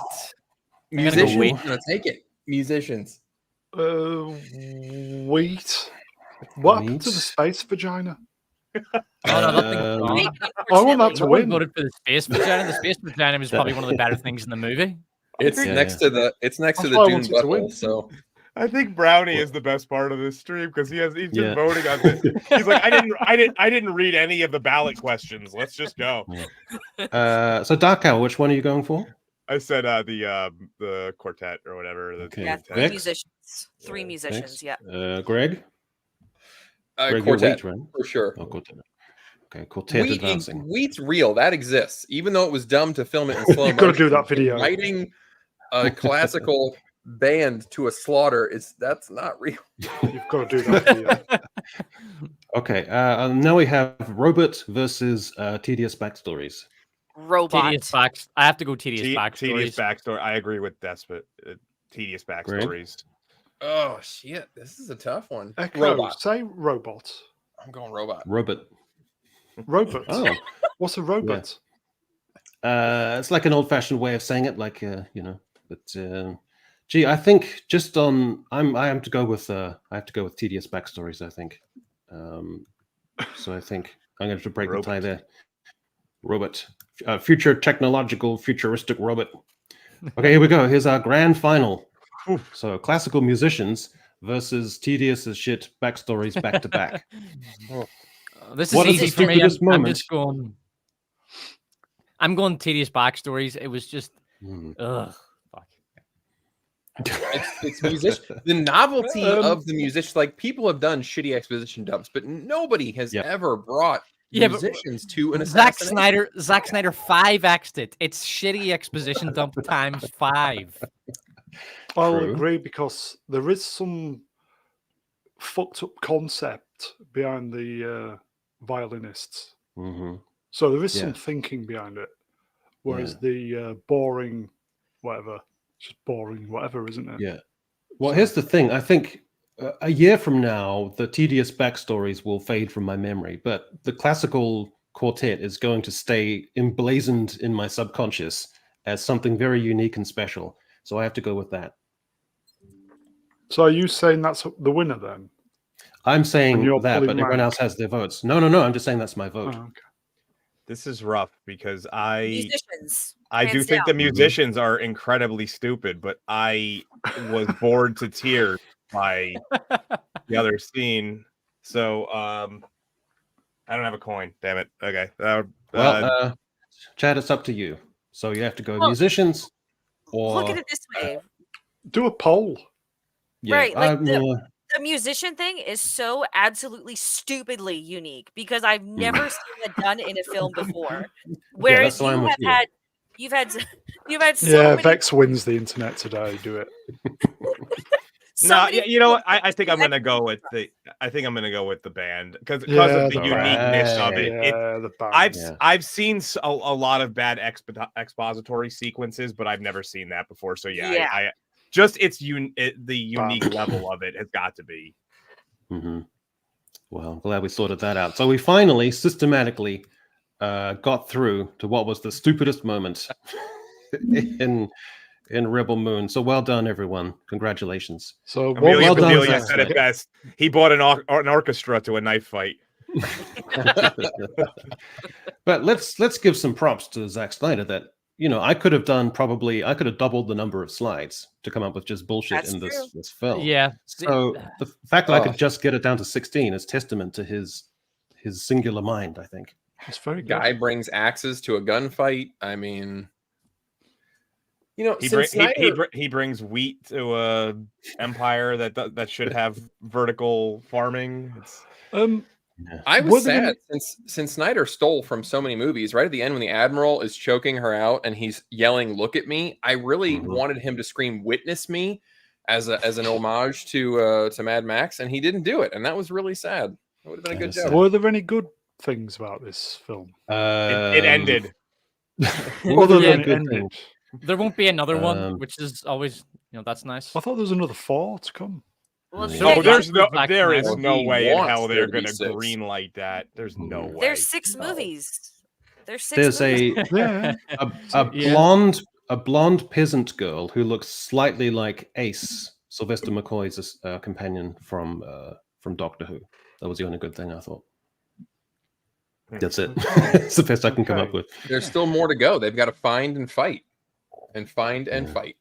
And she's Oh pregnant. shit! She's going to give birth to the new princess or whatever, right? That's why they boned. Mhm. So They boned I've to make the wheat grow. yeah, I didn't get through to the end of the first episode of this because I was watching it in a state of bullshit, tearful sullenness and resentment that I thought extraordinary in a grown man. It was torture. I thought this was one of the worst things I've ever seen. Can It we was just move on? excruciating to watch. And it was relentless. You couldn't come up for air for even a second. It was like being waterboarded visually and culturally and socio-culturally and philosophically and existentially. It was shocking. Everything is torture from one second to the next with no don't respite. even know what that means. It means it sucked. It was shit. Quite Ian David Diaz. Yeah. Where's Ian when we need him? Yeah, I know. But God, it was torture. I mean, I know I'm not the demographic in any way, but every single beat from scene to scene, from clip to clip, from moment to moment is just another swipe across the nose or slap in the face or punch to the guts visually or dialogue wise. They got the non-binary character who's in there now, and everything is what's the term I'm looking for? Not non-conventional, but Non-entertainment. if there is yeah, but if there's straight white male as a kind of figurative center, then everything is not that center. Deliberately, perniciously, negatively, snippily, and narcissistically. There's nothing to like about it. It's horrible. The dialogue is terrible. Is the it like characterization is awful. anti-entertainment? It is anti-entertainment. The pacing is frenetic, but also banal. You don't know what's going on. You don't know what the things are. Oh my God, I'm still disgusted by it. It's been 24 hours since I watched it. And you didn't even finish one episode. No. I watched all 10 episodes of this. What? Yeah. That makes me one of the very few people in the world to have watched all 20 episodes of Platoon, you'll have watched it. It was absolute agony. Like my pain, my mental pain threshold is immense because I managed to get through all 10 of these episodes. It is so fucking boring. My God. I was bored. It's like out of body experience bored. Yeah, like your soul leaves your body just to go do something else bored. Is there anyone here who can attest to just how soul consumingly, world shatteringly fucking boring this thing is? I also watched all 10 and it was god awful. Jeez. Yeah, it was real bad. What? So the only reason that I watched all 10 is because Mindy went so hard on her fucking r/atheist subreddit arguments in the beginning of the first 2 episodes. Like she went in so bad on the everybody who has faith and everybody who believes in anything other than fucking science, facts and logic. She was like the female liberal Ben Shapiro. And it was like a 16-year-old who's just taken their first religion class and has discovered atheism and realized it was bad. Well, but so I hoped that as the I didn't want to do a review and be like this bitch couldn't shut up about religion and then come to find out that in like episode 8 or something it was all a setup for her to realize that she was wrong. So I had to watch the thing all the way through to make sure I wasn't going to make an ass out of myself in a review. And no, she never ever does. She has zero self-awareness whatsoever, and it never happens. And she just continues to shit on everything. It was god awful. There's one positive, and I should have mentioned this in the video, is that since everybody treats this Amber, the side shave girl, also fucking Lloyd Christmas haircut, everybody just knows that she's a they them, and they all roll with that. It really doesn't even come up, but there's one time that she actually mentions it, and so everybody says it all the time. They talk about they do this, them, that. And it did a great job of showing how fucking stupid that sounds in a normal conversation. If you actually try to implement that in everyday conversation and refer to a person in the same room as a they, it sounds so fucking dumb. And Mindy did a great job of half the time it's confusing because half the time you're like, hold on, are you talking about several people or are you talking about one person? Yeah. It was incredible. So she really did a great job of showing in practice how dumb that is. And for that, I think she deserves a round of applause. Yeah. In real life, I've never encountered that situation, which I'm glad of. But it's so linguistically contrived and fake and phony and stilted as a concept. So I've never actually faced that in real life. Has anyone actually faced that in real life where there's been a they them? You have? Yeah, well, I've faced something similar. Go ahead, Brownie? Mr. Brown. What does they them mean? I've never grasped the concept of they them. You people are intelligent. I'm dumb as fuck. What does it mean? I have a shirt for this situation. Give me a minute. I don't understand the concept.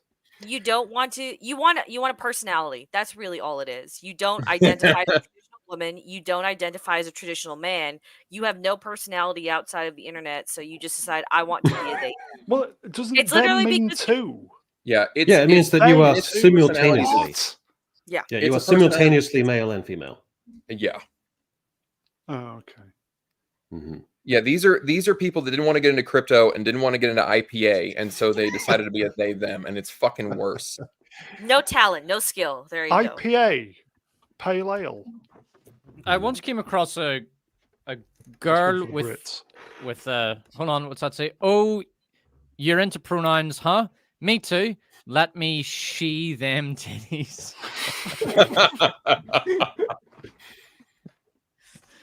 I rarely have a reason to wear this shirt. But...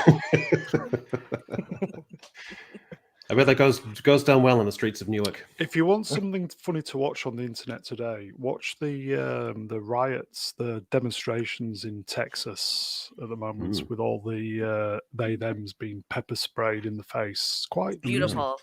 It's quite amusing. Yeah. Wow. Moving on. I watched only four episodes. Sorry, go ahead. No, go ahead. I am the target demographic. I am a South Asian so it's you. woman, like Mindy Kaling. Okay, that was born in the West. I only got through 4 episodes, and it was honestly quite difficult just to get through one. I don't remember anything that happened in the last season, and it's because this takes place 2 weeks after that. I think the biggest issue outside of the obvious agenda pushing is that it's not building anything whatsoever. So instead of actually having a plot or developing characters, Mindy K or whoever is writing, because it's a different writer every episode for the ones that I watched, they just keep throwing in edgy jokes to fill in the time, and it doesn't lead anywhere. Whereas when you have shows that have done something similar, like say Scrubs, did the just throwing constant jokes at you. The whole point of those jokes is to try and develop whatever issue was going on in that episode, whatever character was introduced. It worked into the narrative they were trying to build. So I got really bored with this because it was just joke, and it had no context. Were they funny though? No. They weren't funny at all. No. I didn't laugh once. I thought it was quite disappointing that literally every male, aside from Norville, because he's a black dude, had literally no masculine traits whatsoever. And even then, they just kept trying to get Norville to smoke pot. Smoke pot will help all of your mental issues, guys. Don't you understand? Drugs are the answer. Oh, fuck, they would not stop harping on that joke. It wasn't funny the first time. It's not funny the 483rd fucking time. Stop. So I was this was just boring. I'm really surprised that HBO renewed this off the cuff for 2 seasons, but they won't even give Scavenger's Reign a chance, which was the best thing. I think I said this on one of my streams. I think what they do is they probably commission. Back in the day, a season would be 20 or so episodes. What they do is they commission 20 episodes, but they split it into 2 seasons. That makes sense then, actually. So we were always getting 2 seasons. Yeah. So, Brandy, have you seen at least an episode or 5 minutes of this thing? I saw the first episode of season 1, and when they were in the girls' locker changing room and they trod on the was it the cockroach? Yeah. Yeah, the cockroach is fucking. And I just Like, thought, first insect, okay, which this is weird. very, very mean spirited, Mhm. and that was it. I hated it. It's just dog shit. And then I've seen the Scrappy Doo scene. That was the one thing, like the one thing that Scooby-Doo fans could take some consolation in was the fact that they hadn't raped Scooby-Doo. They hadn't abominated him. And in this, they decided, you know what, fuck it, just to spite the fans, just to hold up the middle finger and say, you know what, fuck you, because you didn't like season 1. They decided to abominize Scooby-Doo. It was sick and mean-spirited and disgusting. And fuck Mindy Kaling and her gang of retrobates. What a pack of wankers. What was great is that Mindy forgot what she was like, because they kept wanting to do these winky things like the weed, like get it because Norville doesn't smoke weed and we all think Shaggy does, and this one Norville gets a green crew neck shirt to wear because that's and they Fred has his van and they're like, see, we're making references. But even in the last episode, she couldn't keep her shit straight like Zack Snyder, and so she then threatens to kill Scrappy Doo because he's been ruining too many Saturday mornings. And it's like, oh, see, now you just directly reference the fact that the show exists. You forgot your own fucking script. I hated Scrappy Doo in the original Same here, cartoons, yeah. but Horrible I kind of liked this one, so it's got its plus points. What an abomination of a show, and it feels like we're stuck in this horrible malaise where shit just keeps going stubbornly on with Rings of Power and Velma and what other shitty shows that keep coming back and haunting us. But it's not a good place to be in right now. God. So do I have to, I guess I have to review this, but that means watching the whole series. I don't know. I mean, it's a physically horrible sensation. Are you that desperate for the subs? You could just say, make a video saying I couldn't make it past Velma episode 1. Do a short. And then just go through it honestly and say, look, I couldn't watch all 10 episodes, and you can just make a short video about that. It's not a big topic on YouTube. Yeah, that's kind of what I was thinking about doing, because I only got one episode in. Yeah, it's not like a Madam Web moment where the videos are really popular. No one gives a shit about Velma. It's completely forgotten and it's had no impact, and nobody's even watching the reviews. Yeah, unless you're gonna do like a Despero where you're gonna go through it and that's his take thing, it apart. isn't it? But that's his whole somebody's thing. Got to do it. Somebody's got to do it. Yeah, someone's got to take that bullet. I'm gonna make a long form video on it, which I don't expect to do well, but I sort of feel like it's a nemesis that I just want to take down. So it's like a personal journey I have to go on. In the end, that's what you should be doing. You should be doing things that bring you joy, I guess. Yeah, I know what you mean. Yeah, there needs to be a historical record written by a proper historian. So I'm gonna take that. I'm gonna take that one for the team. Yeah, you're the Hansard of entertainment. I might do it. I might do it just for the sake of. I'll put a meta spin in it and pretend to highlight all the great things about it in an incredibly stark way. You have to get it up quick because Despot's right. Like this shit is not going to last. Like mine's been up for 8 hours and it's at 22,000, which isn't bad for me, but I expect it to 24 hours. It's going to level, and that's going to be it. Nobody was talking about it the day it came out. There's been almost zero buzz on it, so it's unless you're gonna do like something funny and quirky with it, it's not worth watching. It was dead after episode 1, season 1. Yeah, that's it. Move on. The shock factor is gone at this point, so it's just that's why it's not there. Box Office Brawler for $9.99. Hello, gentlemen. Echo, it's always a joy to see your appearance on Open Bar. Your intellectual insights stimulate the conversation in a truly unique fashion. None of that is true. I love Greg too. He's the man. Well, that's absolutely true. I've been on Open Bar as well. That's true. That's how I met Echo, actually. Yeah, that's true. Yeah, Fikayo Adiyemi for $4.99 there. Hi everyone. I hope you're well. Money, that is. Yeah. Shogun was underwhelming for me. Well, we'll discuss that in a second. But it wasn't underwhelming for me. So. Oh, okay. Well, it wasn't underwhelming for me. It's okay, Vex. I've not watched anything that's been on here tonight. Hail Echo. Hail to the live stream. Hey Despot, which Total War game is your favorite and why? Also, how many times have you played with Ireland? My favorite Total War game is Medieval Total War. I think it's Medieval 2 Total War, because it's for a lot of the Total War games, once you figure out a strategy or a tactic, you can just apply that in every single scenario and win. But for Medieval 2 Total War, you are constantly having to adjust tactics depending on who your enemy is. It's brilliant. The warfare is incredible. You compare that to something like Shogun 2 Total War, and every single battle is over before it begins. It's determined by the units involved, and there's really no strategy or tactics you can use. Now, I'm talking about when you're playing the computer. When it's PvP, it's a little bit different, but not that different. So I just thought Medieval 2 Total War is an absolute masterpiece. And I've played as Ireland in the DLC, where you can play in the British Isles, and that was pretty fun. I conquered the British Isles with Ireland, so that was good. Cool. Russ Man for $10 real there. Congrats on the new-ish live stream, EC. $10 for 10. Keep bringing the hot takes. Absolutely will. And the hot bitches. Yeah.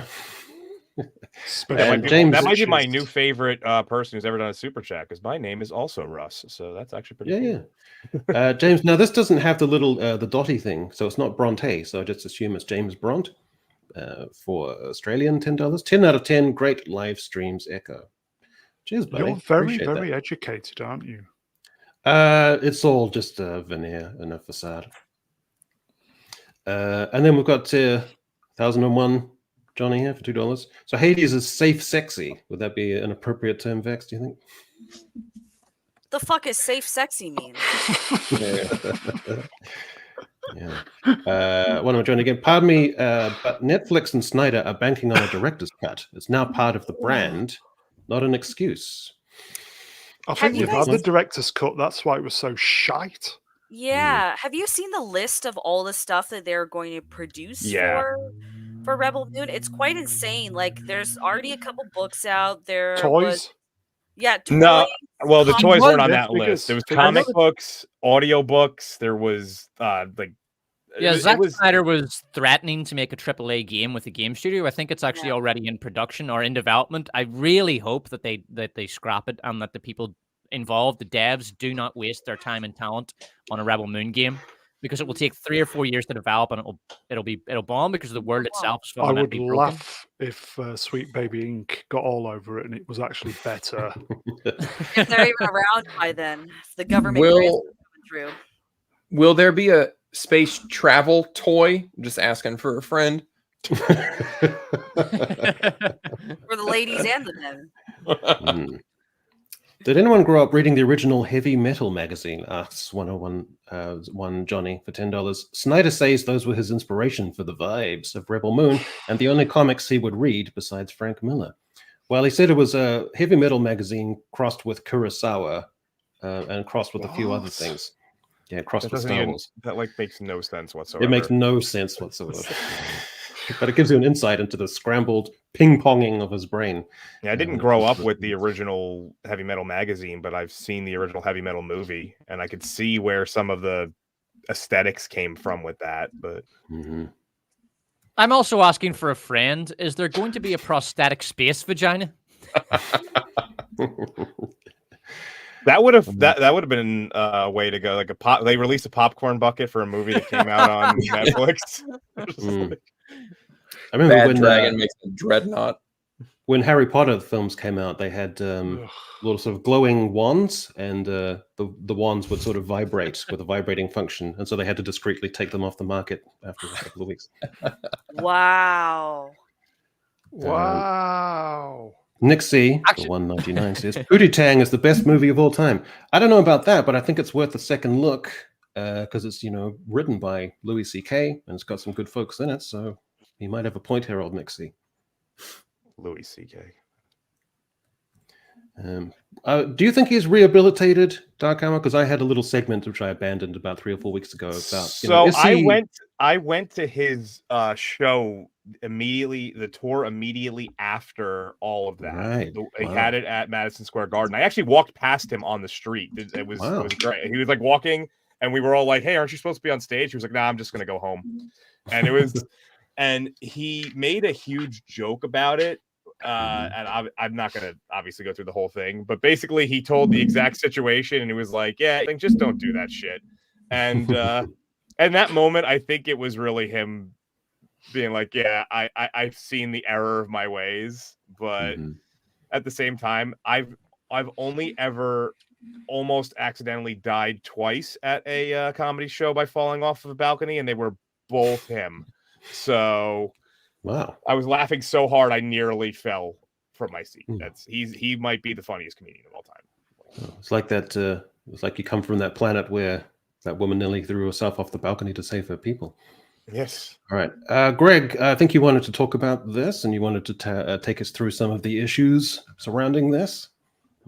Just, we've been talking about some of the Sweet Baby stuff, and I know Stellar Blade has been a big deal, and people are very mad about the way that the main character looks and how nice her ass is.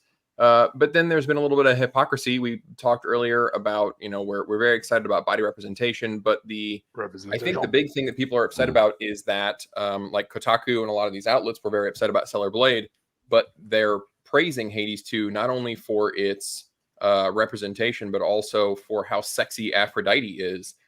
She's basically naked. She's curvaceous, a lot of side boob going on, and they're very excited about it, but they weren't excited about Stellar Blade. So I think earlier somebody said something about safe sexy, and I think it's the same thing. It's like safe edgy, like with Velma. Like, it was very safe to make fun of the Catholic Church because that's a totally approved thing to do. And so it's very approved to love Hades for some reason, but it's not approved to love Stellar Blade. I don't really understand what the difference is, but it's just odd. Journalistic integrity is next to zero at this point. If I may, I completely agree that there is hypocrisy on both sides. I'm really at the point where this is just people yelling at each other in different echo chambers. That's all it is. The left doesn't like Stellar Blade, so it's going to say that Stellar Blade is over-sexualizing women. The right doesn't like that we're now making sexy characters in Hades, so the right is going to make fun of Kotaku for praising. So, these are all just people yelling in their respective echo chambers, and nothing is really done. If you really want to stick it to them, maybe don't buy Hades, don't give Kotaku clicks, don't give them the time of day, if anything. The reason, I would say one of the big reasons Kotaku probably is still afloat is because there's a bunch of rage-baiting content creators that click on these articles at least a dozen times when they're making a video, and then people are like, no, the article doesn't really say that, and they go to it, right?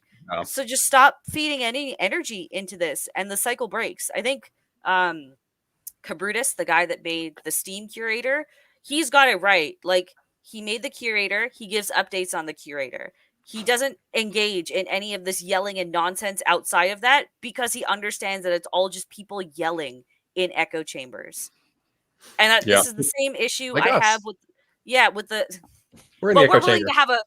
We're willing to have a conversation about we're in it, an right? echo chamberlain. Making fun of Echo and his hate Oh, for that yes. name. Sorry, the joke went over my head. There you See go. what I did there? Moving on. That's very good. What's strange to me, Vix, is just how pedantic and intricate all these arguments are, and how much energy is expended on this stuff. It's so intricate. For an outsider, it's very strange to look at. It is very strange, but look at this as maybe the best analogy you can use is how there's Star Wars fans that will ride or die the newer trilogy as being amazing, and then there's Star Wars fans that downright hate it and think that it's a bastardization on the entire IP. You can look at it the same way. These are just people yelling for the sake of yelling. They want to be angry at something, and they really don't know how to do anything else other than that. Yeah. Well, what I think is funny about the Hades one is that a lot of people, you're absolutely right. The team mentality is crazy because Kotaku is praising it. So people are like, Hades is going woke. And I don't know, Vex, did you play the original? It's been on my playlist forever. I played the original. So am I making this up? Do you not remember both Aphrodite and Dionysus talking about the parties that Zagreus would attend if he ever escaped, and that he could have his choice of men or women? Am I remembering that correctly?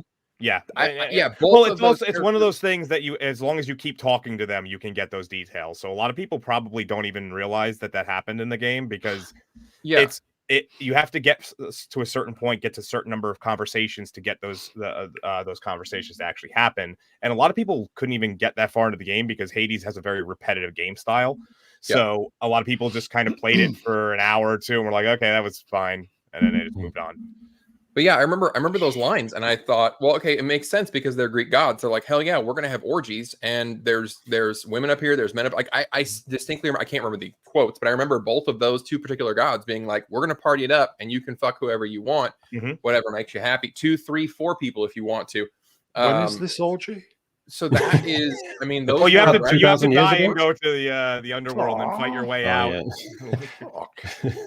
Yeah. But one thing to kind of piggyback on what Vex just said, if people were to boycott this game, like Supergiant Games is still a relatively small studio in the greater scheme of things. They've had a bunch of bangers in a row in terms of outselling their output. Oh yeah, every one of them, they're amazing. Yeah, but if this got boycotted because for whatever reason, it would hurt them a lot more than it would hurt like a Ubisoft. Yeah. Well, this isn't even like the developer though hyping this up. It's just Kotaku hyping it up. No, right? I'm just saying what you said. Like if that was to happen, it would hurt them a shit ton more than Ubisoft or Activision or one of the bigger ones. Like they would probably crumble if one of their games was to completely bottom out. Contentious take here from Melvin. Very contentious take. Does he have any backers on the panel? What was the name of that British nonce?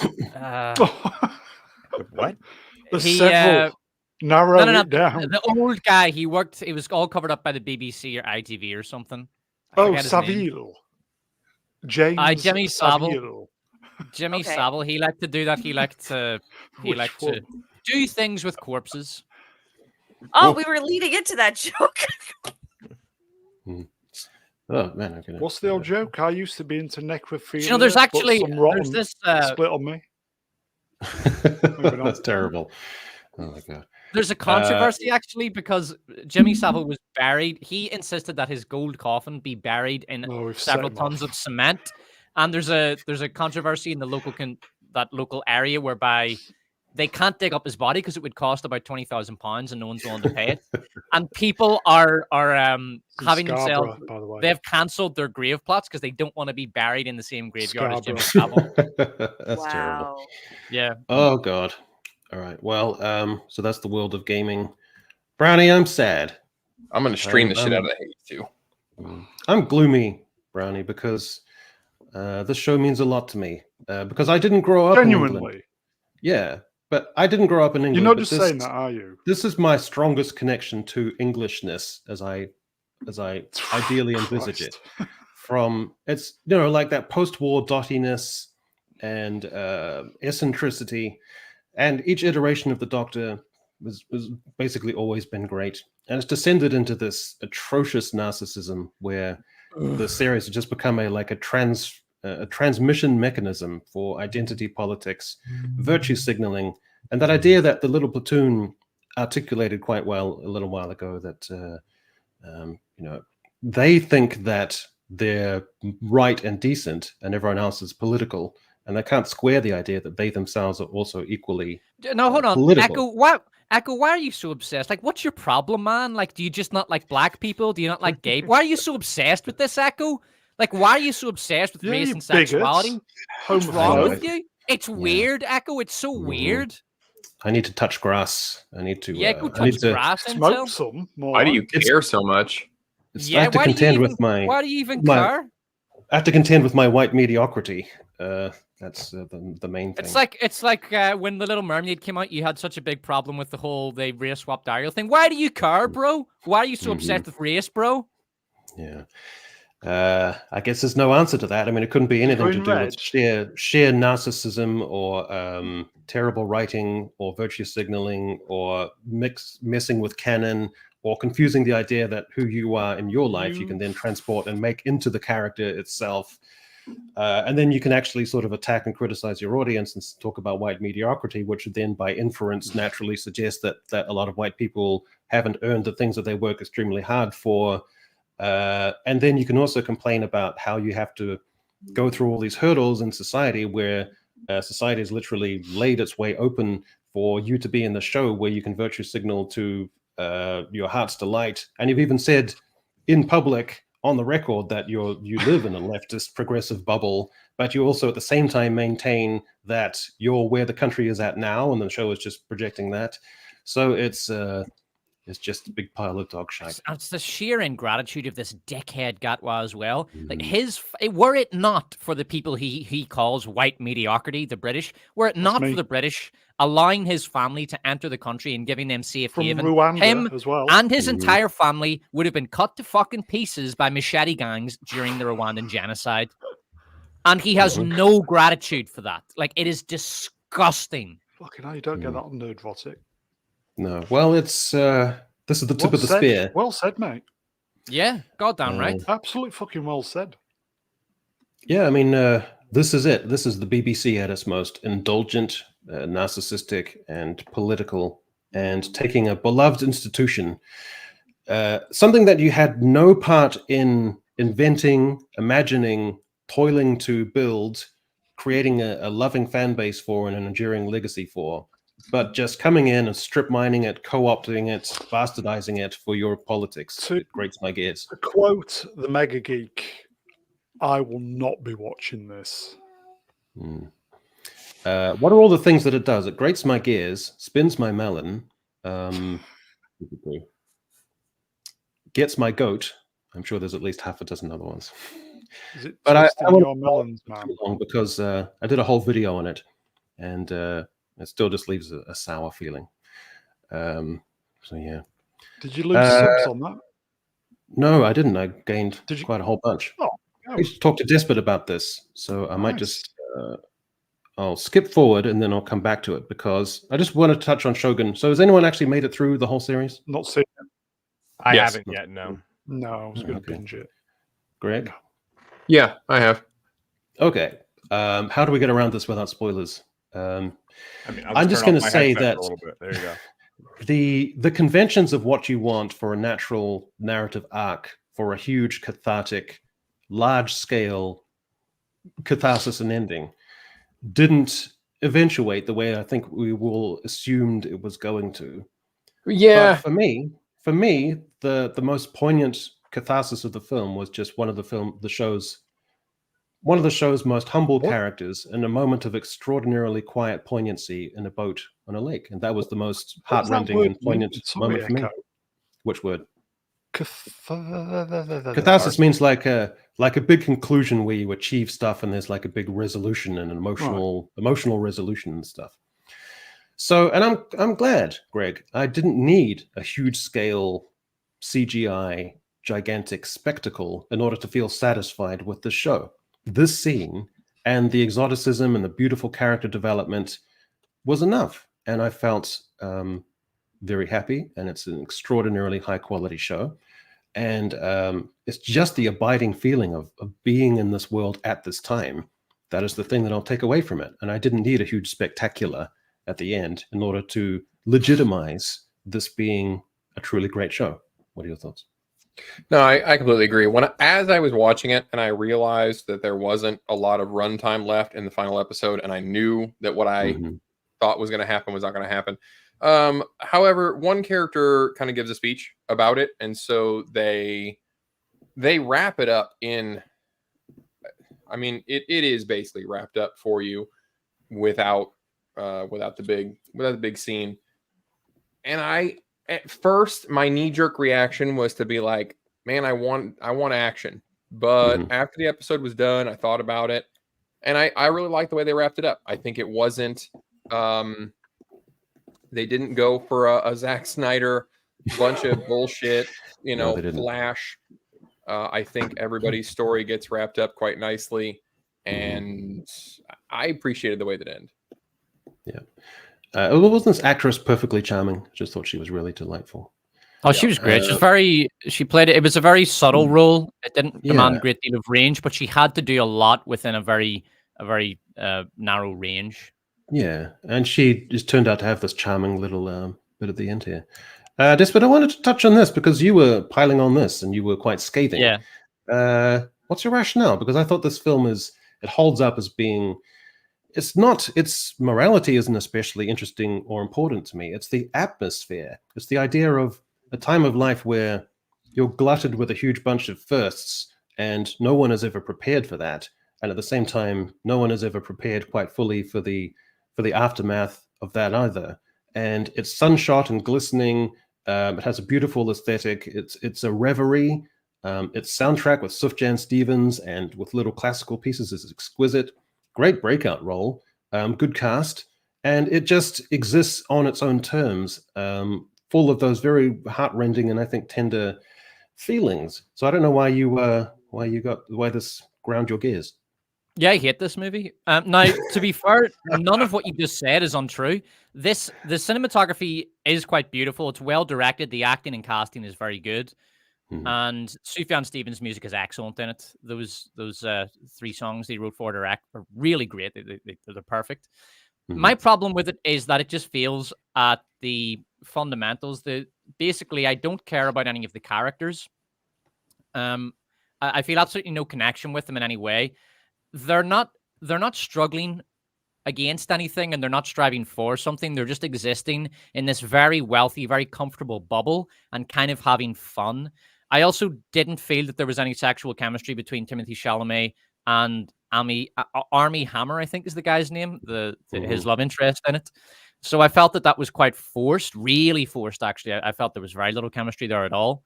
And I felt that even when you look at the cinematography, I felt that there was kind of a predatory aspect to it. It's not too bad. I think in the movie, he's 17 and the guy's 25, so it's not too bad. But at the same time, Timothée Chalamet walks around mostly naked in the movie. There's a lot of scenes where he's just wearing a pair of short shorts. Has Platoon watched this movie yet? I don't know. He's probably got it on loop. Come on. The tape's worn out. Yeah. Timothée Chalamet's his body looks very, very boyish in it, and the camera is very interested in constantly lingering on his body. And I felt that was almost trying to communicate the almost predatory gaze of his love interest. And his love interest plays games with him, kind of hot and cold. And he plays games with him to make Elio feel like he's the pursuer when he is, in fact, the pursued. There's a lot of psychological manipulation going on there, which is interesting. All of that is true. All of that is true, but it's just the honesty of that. Yeah, exactly. That elevates the film to just being like life. It's like you're watching. Yeah. Hey, life I know what you mean. unfolding. The movie isn't. It's not telling you that this relationship is a good and beautiful thing. It's almost the movie is almost a warning, but it's kind of been misinterpreted, I think, as this beautiful LGBTQ love story, which I really don't think is true. But fundamentally, my main problem with the movie is that I thought it was very, very boring because I had no connection with the characters. Nothing really happens. I don't care what happens to them. I'm not invested in the plot or the characters in any way at all. And I do think it's ultimately down to that lack of struggle, the lack of an emotional connection with them. It's not too bad. I mean, it's not maestro bad. I don't absolutely hate the movie, but I mean, it forced me to look at Timothée Chalamet's ass, and that was fucking... Platoon's review incoming. I see what you mean, but it sort of captures like he is a compelling character because he's totally young and naive, but he's also kind of intellectually a prodigy as well. There's interesting deficit between those, and it captures the rhythm is all out because you have these longers of reverie where there's not much happening and there's a lot of idleness, and there's sudden spurts of action which are complicated and difficult and sometimes uncomfortable. And again, it's that capturing of real life, which I thought is very particular and very unique and well rendered. But I do get your point about the lack of chemistry between the two leads. That does make sense.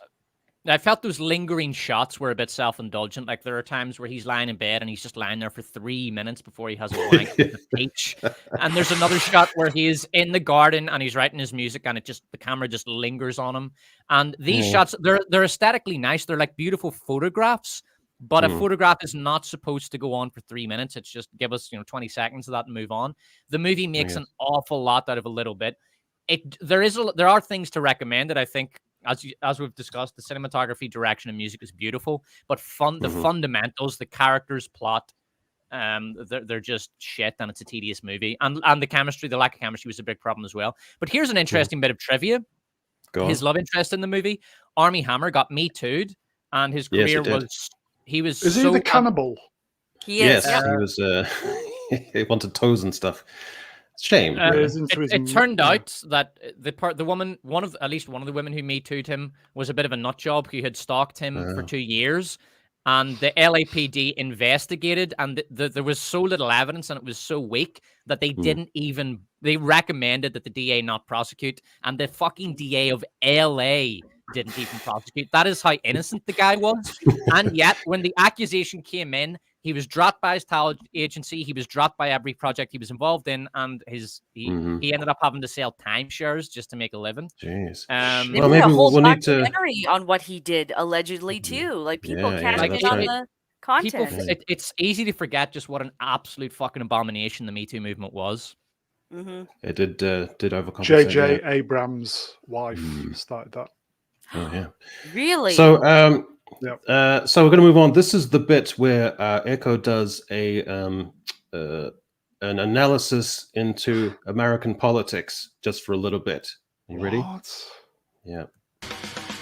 The bit toward the end where Echo weighs in with insight and analysis of U.S. politics. Oh, I thought I'd jazz it up just to make it exciting. Okay, here's where we're at with the Electoral College. You want to know how the Electoral College works? no. Oh, well, Brownie, all of the states are worth points. And What the points make? Prizes, yes. Yep. So the goal, Brownie, is to get to 270 points, basically 270 Electoral College votes. So the blue ones are Biden-y ones, and the red ones are Trumpy ones.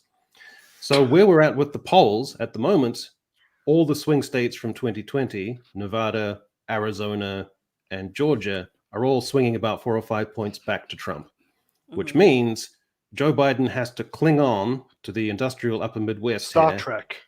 yeah, of Wisconsin, Michigan, and Pennsylvania, which he's barely sort of level at in the polls.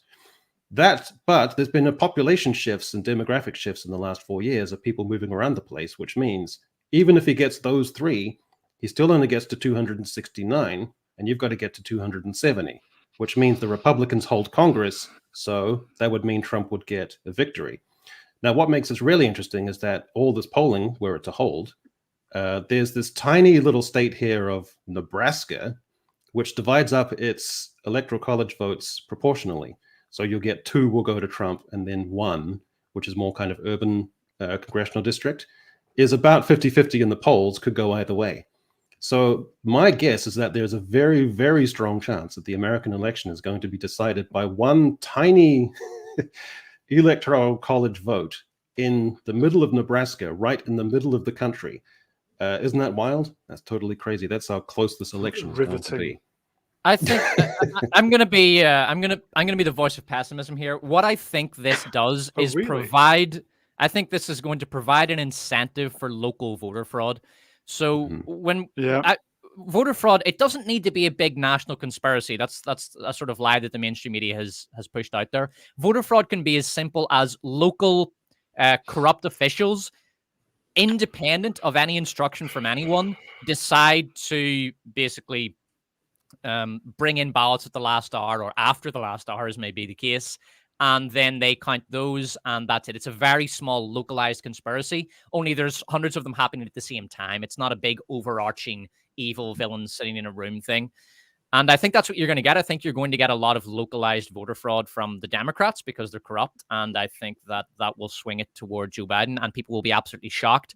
And you will be called a conspiracy theorist for saying that there was voter fraud. And it may cause, it's not going to cause a civil war. That's nuts. But it will cause, there'll be deaths and rioting and very, very angry people out with guns and things like that as a result of this. So that would be my prediction. We'll see if I'm right. What do you think, Greg? Yeah, Greg, you're the you know a thing or two about a thing or two. I mean, I'm all about conspiracy theories, and I think most of the voting system is correct here anyway. But my issue is that a lot of what was a conspiracy theory a few years ago are not.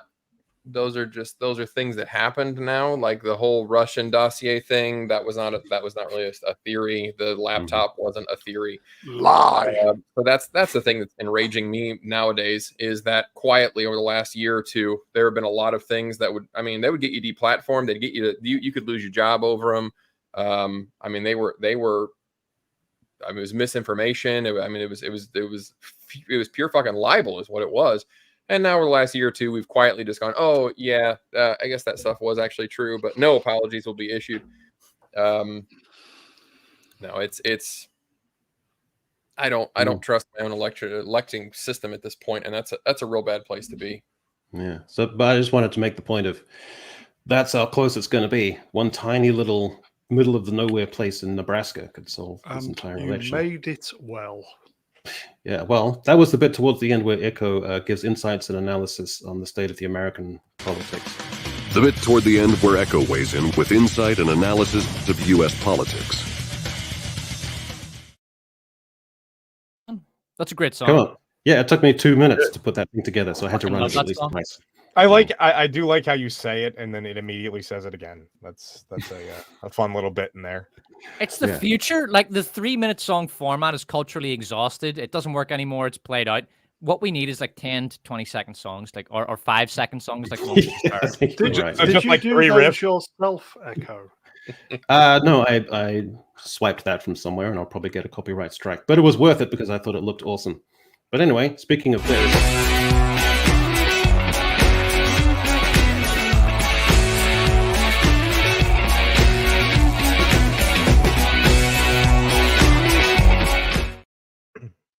Alrighty. So I think we've only got 4 players. Me, Greg, Darkhour, you've got yours ready? Yeah, I made one. Okay, Despot, you got something rustled up? Yeah, I got something. Okay, Brownie and Vex, you're going to be our judges. Are you ready? Sure. Okay. I don't like to judge people. Oh, come on. I'm too you're old gonna have to be, judge no, you're going to have to be people. I'm harsh. past that. Moving All on. right, Fantasy Doctor Who casting. I think I'll go first. So I think I go on to this one. So allow for the thing. And here we go. I'm going to go with Cillian Murphy. I think he's got, imagine those huge angular cheekbones. He's got the pedigree as an Oscar winner. He's got a slight eccentricity to him, but he's also got an authority. He's very avuncular. He's going to be someone who's going to be awesome to have in the TARDIS. You can imagine him walking out of the TARDIS. You can imagine him puzzling things out and coming with fantastic solutions to defeat the Master or the Daleks. He's going to have drama. He's going to have action. He's going to be intelligent. He's going to be swift and dynamic. He's going to be the Doctor all the way.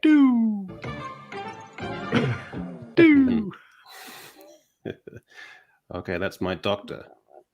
Greg, are you even familiar with the Doctor? Slightly. So fuck it, let's go. Here we go. Your time begins now. All right, I'm going to go with Martin Freeman. I absolutely love this guy. And the reason I think he's the good is because from what I understand about Doctor Who, it's very British humor, like very classic British humor. It's very Terry Pratchett. It's very Douglas Adams.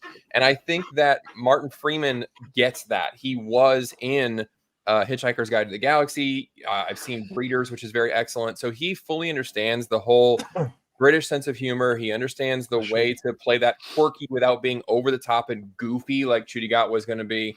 I really think he would absolutely nail it. Nice. Good call. Okay. All right, Darkhour. Again, as an American, let's see if you have enough cultural comparison to be able to put this together. Your time begins. I haven't watched Doctor Who in a while, but I'll give it a shot. Okay, your All right, time I'm going to go begins with now. Craig Ferguson because I think he has the proper look. He's British and he has comedic timing since he's a comedian. But more importantly, his companion will be played by Haley Atwell. Her career is basically fizzled since the massive bust that was Mission Impossible 7. And I'm not going to knock her for that. But if memory serves correctly, She's got knockers. she did do voice work for the series and has the connection.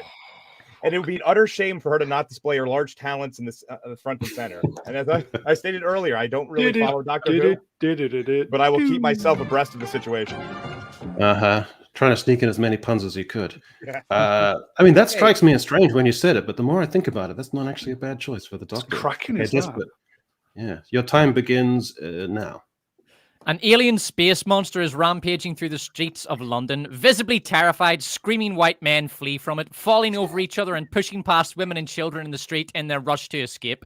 Ncuti Gat shows up and says, "So a black man has to save Britain? Well, hopefully the history books don't whitewash me like they did Lord Nelson."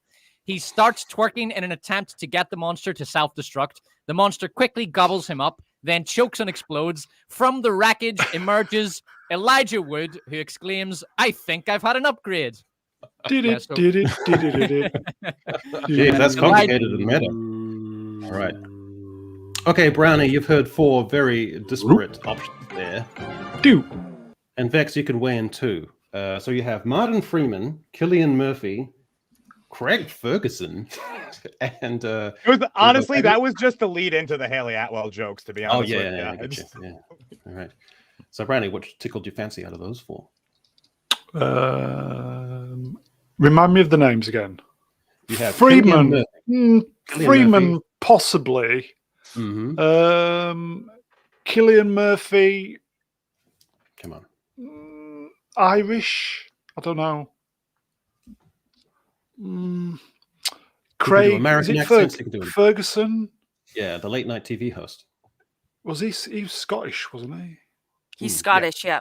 He's Scottish. Yeah, I don't give a toss about him, but Haley Atwell. All right, fair enough. That was Who just was me the recycling a other bunch one? of jokes from my Mission Impossible video. Yeah, but you did it well. Who was the other one? Well, Despot had it was Shooty. Elijah Wood, I think. No, Oh, Elijah Elijah. Wood. American. Hmm. I'm going to go Dark Hours purely because of Haley Atwell. Yeah. Vex, did you have one which stuck out there that you liked? Maybe won an Academy Award recently or something? I don't know. Just. I mean, Despot had the best sell. I'm not gonna lie. Cillian Murphy. Only because you're a woman. My cell would have been great if you were a dude. Well, I think Haley Atwell is hot, but you need to sell me on a little more than tits. Just a little bit more, okay? I don't know. I like Cillian Murphy because I've seen him play a transvestite as well, so he could go really whichever way. Classic or modern. Shooing. Man, what was the name of that movie? Breakfast on Pluto. Oh man, that movie is. Jeez, I forgot about that. The kids would call it problematic today. Like there's Yeah. scenes where Cillian Murphy he's on the streets sort of cruising and he brings back like middle school kids and I'm not even gonna go into it. It's a good movie though, trust me. All right, well, it's indeterminate. So moving on to our second round, which is which character would you want to mentor you in your darkest Did we not have a hour? winner then? Well, I think it's a bit indeterminate, so we have to go No, through it's the next round. Dark Hour. Oh yeah, Dark Hour. Dark Hour. Yeah. Well, I got a point. I think that's Okay. the Yeah. He got a point. Yeah. 1 point Okay. for Boob. Which character would you want to mentor you in your darkest hour? Well, I'm so my time begins now, and I'm going to say that I don't want huge speeches. I don't want someone to show empathy and try and get tears out of me. I don't want big philosophical ideas or anything like that.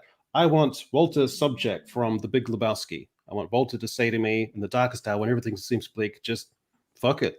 Let's go bowling. And just go bowling, and you got the clatter of the pins. Your head is going to clear. You're going to see reason. You're going to feel more comfortable. You're going to relax. Everything is going to be fine. You're going to be ready for that next stretch of whatever journey it is that's coming to face you. I'm wearing a Big Lebowski t-shirt.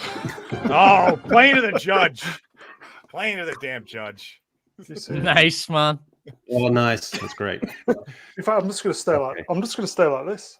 Yeah. Well, it helps me. Okay, Greg, your time begins now.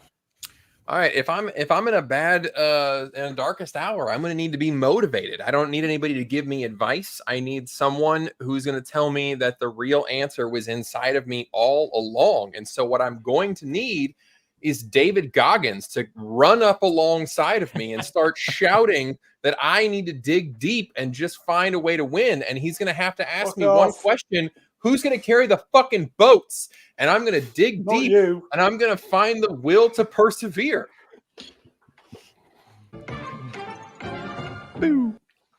Impressive. All right, Dark Hour. So in your darkest hour, Dark Hour, what mentor, Dark Hour, do you want in your darkest hour, Dark Hour? Your time begins. Very meta. Time begins now. As my darkest hour arrives and all seems hopeless, I believe that a mentor must be able to think outside the box and find a way out of any situation. That's why I'm hoping that MacGyver shows up, whether it be needing to use a rusty spatula and a trash bag to disable an M1 Abram, or descending from a burning building using dental floss and the sheer concept of the summer equinox. The guy has all bases covered. That's true. Straight to Very the point. good. Very good. Yeah. Depends if Murdoch shows up. Boo! Murdoch. Okay. That must mean that Despot, which character would you want to mentor you in your darkest hour? Your time begins now.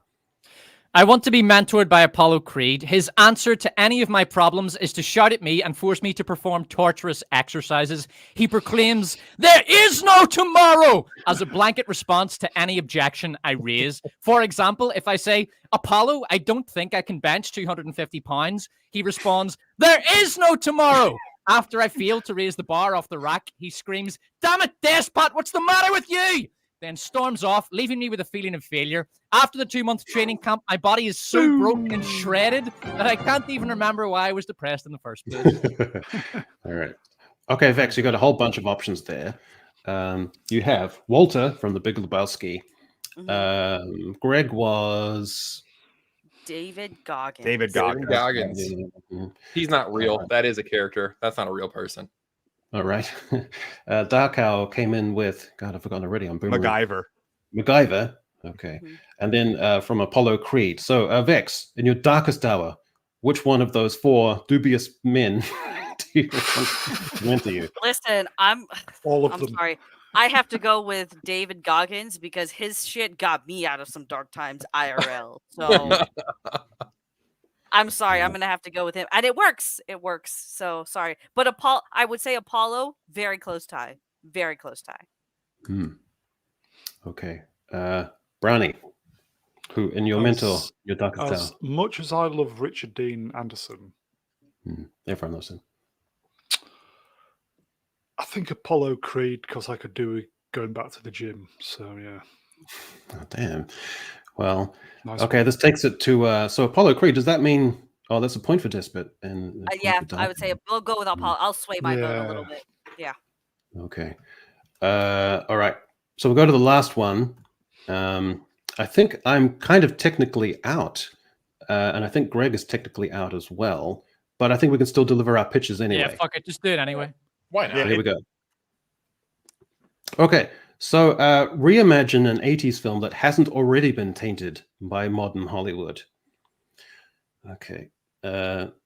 And my time begins now. And I'm, of course, going with the never-ending story because they're going to make it that it's going to be race or gender swapped with the main character. Atreyu was, of course, going to be from a minority. You're going to have the princess is going to be super empowered and do tons of physical action stuff, which is going to be ridiculous.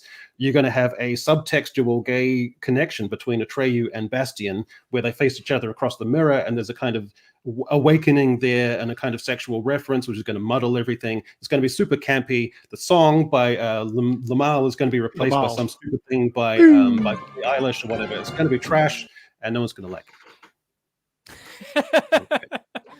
Okay. It's gonna be trash. Yes. Love that Greg. pitch. Well, you got 3 seconds left, so you know. So, Greg, your time begins now. All right. They're going to redo the 1986 Labyrinth, but there's not going to be a King of Goblins. Lizzo is going to play the Queen of Goblins, and she's going to write original music that she will perform during the thing. And she's going to kidnap the child that Mindy Kaling is babysitting. And they're going to have a lengthy discussion because Mindy is only babysitting because capitalism has forced her to have to take a side job. And the people that she's babysitting for are rich and they don't pay her enough and they sexually harass her a lot, but she secretly likes it. And there's a lot of sexual tension between Lizzo and Mindy Kaling. And she actually runs off with her. Yeah, I just had this strange image of Lizzo's background dancers saying, "You have no power over me." Or bananas. Does she fuck Mindy Kaling with a banana, or is it Of non-consensual? the tailpipe, yes. 100%. Okay, Darkhour, an 80s film that hasn't already been tainted by modern Hollywood. Your time begins now. Okay, this might have already been tainted in the sense that it's had some bad sequels, but not in the way that I think I'm going to. I would reimagine Highlander as an LGBTQ WXYV allegory, where instead of beheading immortals, you need to out allies as self-hating bigots on social media. Just like the original, you can go through the eras and flashbacks. Instead of Middle Ages and Renaissance, you go through the MySpace, Facebook, Twitter era. And remember, there can only be woke. Wow. 7 one. seconds to go. Banger. Mm. So the quickening becomes the queerening. Yeah. Okay, There can be only woke. That's the that was I wokening. reverse engineered it all from that. That's great. Okay, Despot, your time begins now. Jill McLean is a strong, powerful female cop of color struggling to keep her job in institutionally racist New York police. She flies into LA to attend her ex-husband's office pride party. Her ex tells her he's still angry that she never used condoms with any of her boyfriends while they were married. Jill refuses to be around this blatant kink shaming and storms out, but soon finds herself witness to a hostage takeover. A group of ultra-right-wing white supremacist terrorists have taken over the building. Their plan is to steal the company's funds and use it to finance the anti-LGBTQ terrorists across the country. Over the course of a massively padded 2-hour, 45-minute runtime, Jill McLean wipes out the terrorists, puts her act. Cut him off! What the hell? Yeah, cut him off. Cut him off. All 3 months of it. Yeah, we needed the cane. We needed the sound off music. All right. Okay. Vex and Brownie. I had 7 seconds left doesn't mean you get to use them. Yeah. Okay. So Vex and Brownie, you have to talk it through together because you have to decide together on Do a lot in 7 seconds. round. Okay. What were the names collaborate, again? discuss Remind it. me. Okay. Never ending You have story. Never Ending Story. Nah. Okay. No, Legend. No. Okay. Highlander. Who knows? It's not. It's not the one that you think. It's the one who gave the best pitch. Is what we're saying. That you have to go Yes. just by the facts and arguments. The Wokening. The You like that Highlander. Highlander. Yes, I came up with that one. You're See, welcome. I think that was the best pitch, but the best idea. I would love to see a woke version of Die Hard. That Yeah, seems because like yes, That'd be good Because entertainment. actually. It's also so spiteful because it's this guy movie. It's so masculine and manly, Yeah. and to just tear that down and just raise the middle finger and spit in the face of that. did fan you base say would they be were so flying beautiful. into New York? No, she is a cop in New York, and she can't get promoted because she's black, and obviously the New York Police Department are racist. Right. And she flies into LA to attend her ex-husband's office pride party. What do you mean she? Oh, it should have been the That's opposite a- way that's It's gonna be around. gender But swap. anyway. Of course. term. Yeah. Yeah, Jill Okay, so you McLean. guys. They. So which one? So you guys have to make a decision. I'm between the gonna two go of with Die Hard. you. Okay. Yeah. Really? Right. You're gonna throw Everything it to the after chat, 30 Brownie? seconds should be cut off of the pitch. I'm just saying. Yeah, Richard Whiteley would be turning in his grave with that extra 7 seconds. Come on, Brownie. That's for the Brits, by the way. Mm-hmm. Vex, do we think Die Hard? I kind of, that was my gut instinct. Yeah, I like the Die. That's actually something I would pay to see. Is the worst part. I want to see how much they would bastardize that. Mm. It would be the anti-entertainment, wouldn't it, of Die It Hard? really would. Yeah. It really would. Okay. Yeah. So surprisingly, Yes. despite pushing the boundaries of Darkhour. his time limitations, Despot does get the gold medal today. So well done, Despot. Congratulations. Just one more little super chat here from Nick C for $4.99. Despot, do you think Tyson Paul being a pro fight now will make it more of a real fight or just a show still? I tend to think still a show. So you're the pugilist amongst us? It's just an exhibition fight. I honestly don't think that you'll see Jake Paul go in there and throw a big KO shot like he did with Tyron Woodley. And even in Mike Tyson's fight against, I can't remember who it was, but it was an exhibition. Jones Jr. Yeah, Roy Jones Jr. He was throwing a lot of body shots. He wasn't throwing so many head shots, even though there were a lot of openings when he could have done that. It's going to be an exhibition fight, and it'll make all the money, basically, because it's going on Netflix. But great business. Don't expect much of a fight. I think it'll be ultimately just kind of disappointing when it comes down to it. Wait, did they actually change the because it wasn't like there are no judges? That's why it was an exhibition. There was no if I recall hearing something about that. I don't know. I'm not following it too closely. I will watch it, but I don't expect much from it, to be perfectly honest. Oh, I won't even bother watching it. It's just a circus act. Yeah, it is. It seems that way. All right. Well, so that's just about it for today, folks. I can't believe I made it through the 10th stream without any technical glitches or boo-boos at all. So Got a props couple to me, minutes, I think, yeah. for that. It's been an absolute pleasure to have all of you on, familiar faces and old ones. And Brownie, it's been a great pleasure to, you've had me on a whole bunch I of hope times. I so didn't lovely. stink the place out. No. So, Greg, our Illinoisian, which is apparently a term. Thanks for being here. Darkhour, fantastic. Do the as always. video. The Wait, Jersey boy. Do the video. Despot, awesome as always, and congratulations on your win. Brownie, such a pleasure to have you. And Vex, the beating heart of our live stream. Thank you so much for your reappearance. Thank you. For And this having is me. just about it for Echo, today. could you share my screen, please? You should make her a Share quilt your with a big screen. heart on it to represent Yes. how she's the heart of the group. We're doing Yeah. this on Saturday, 12 hours. My channel, midday, Yeah. UK. And So then if you've right got an after that, idol- you could come over to my channel exactly Mm. after that's over. No, I'm going to commit Ari Carry after.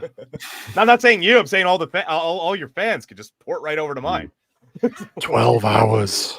Yeah. So if you have an idle 12 hours somewhere, then Echo, just, will you be attending?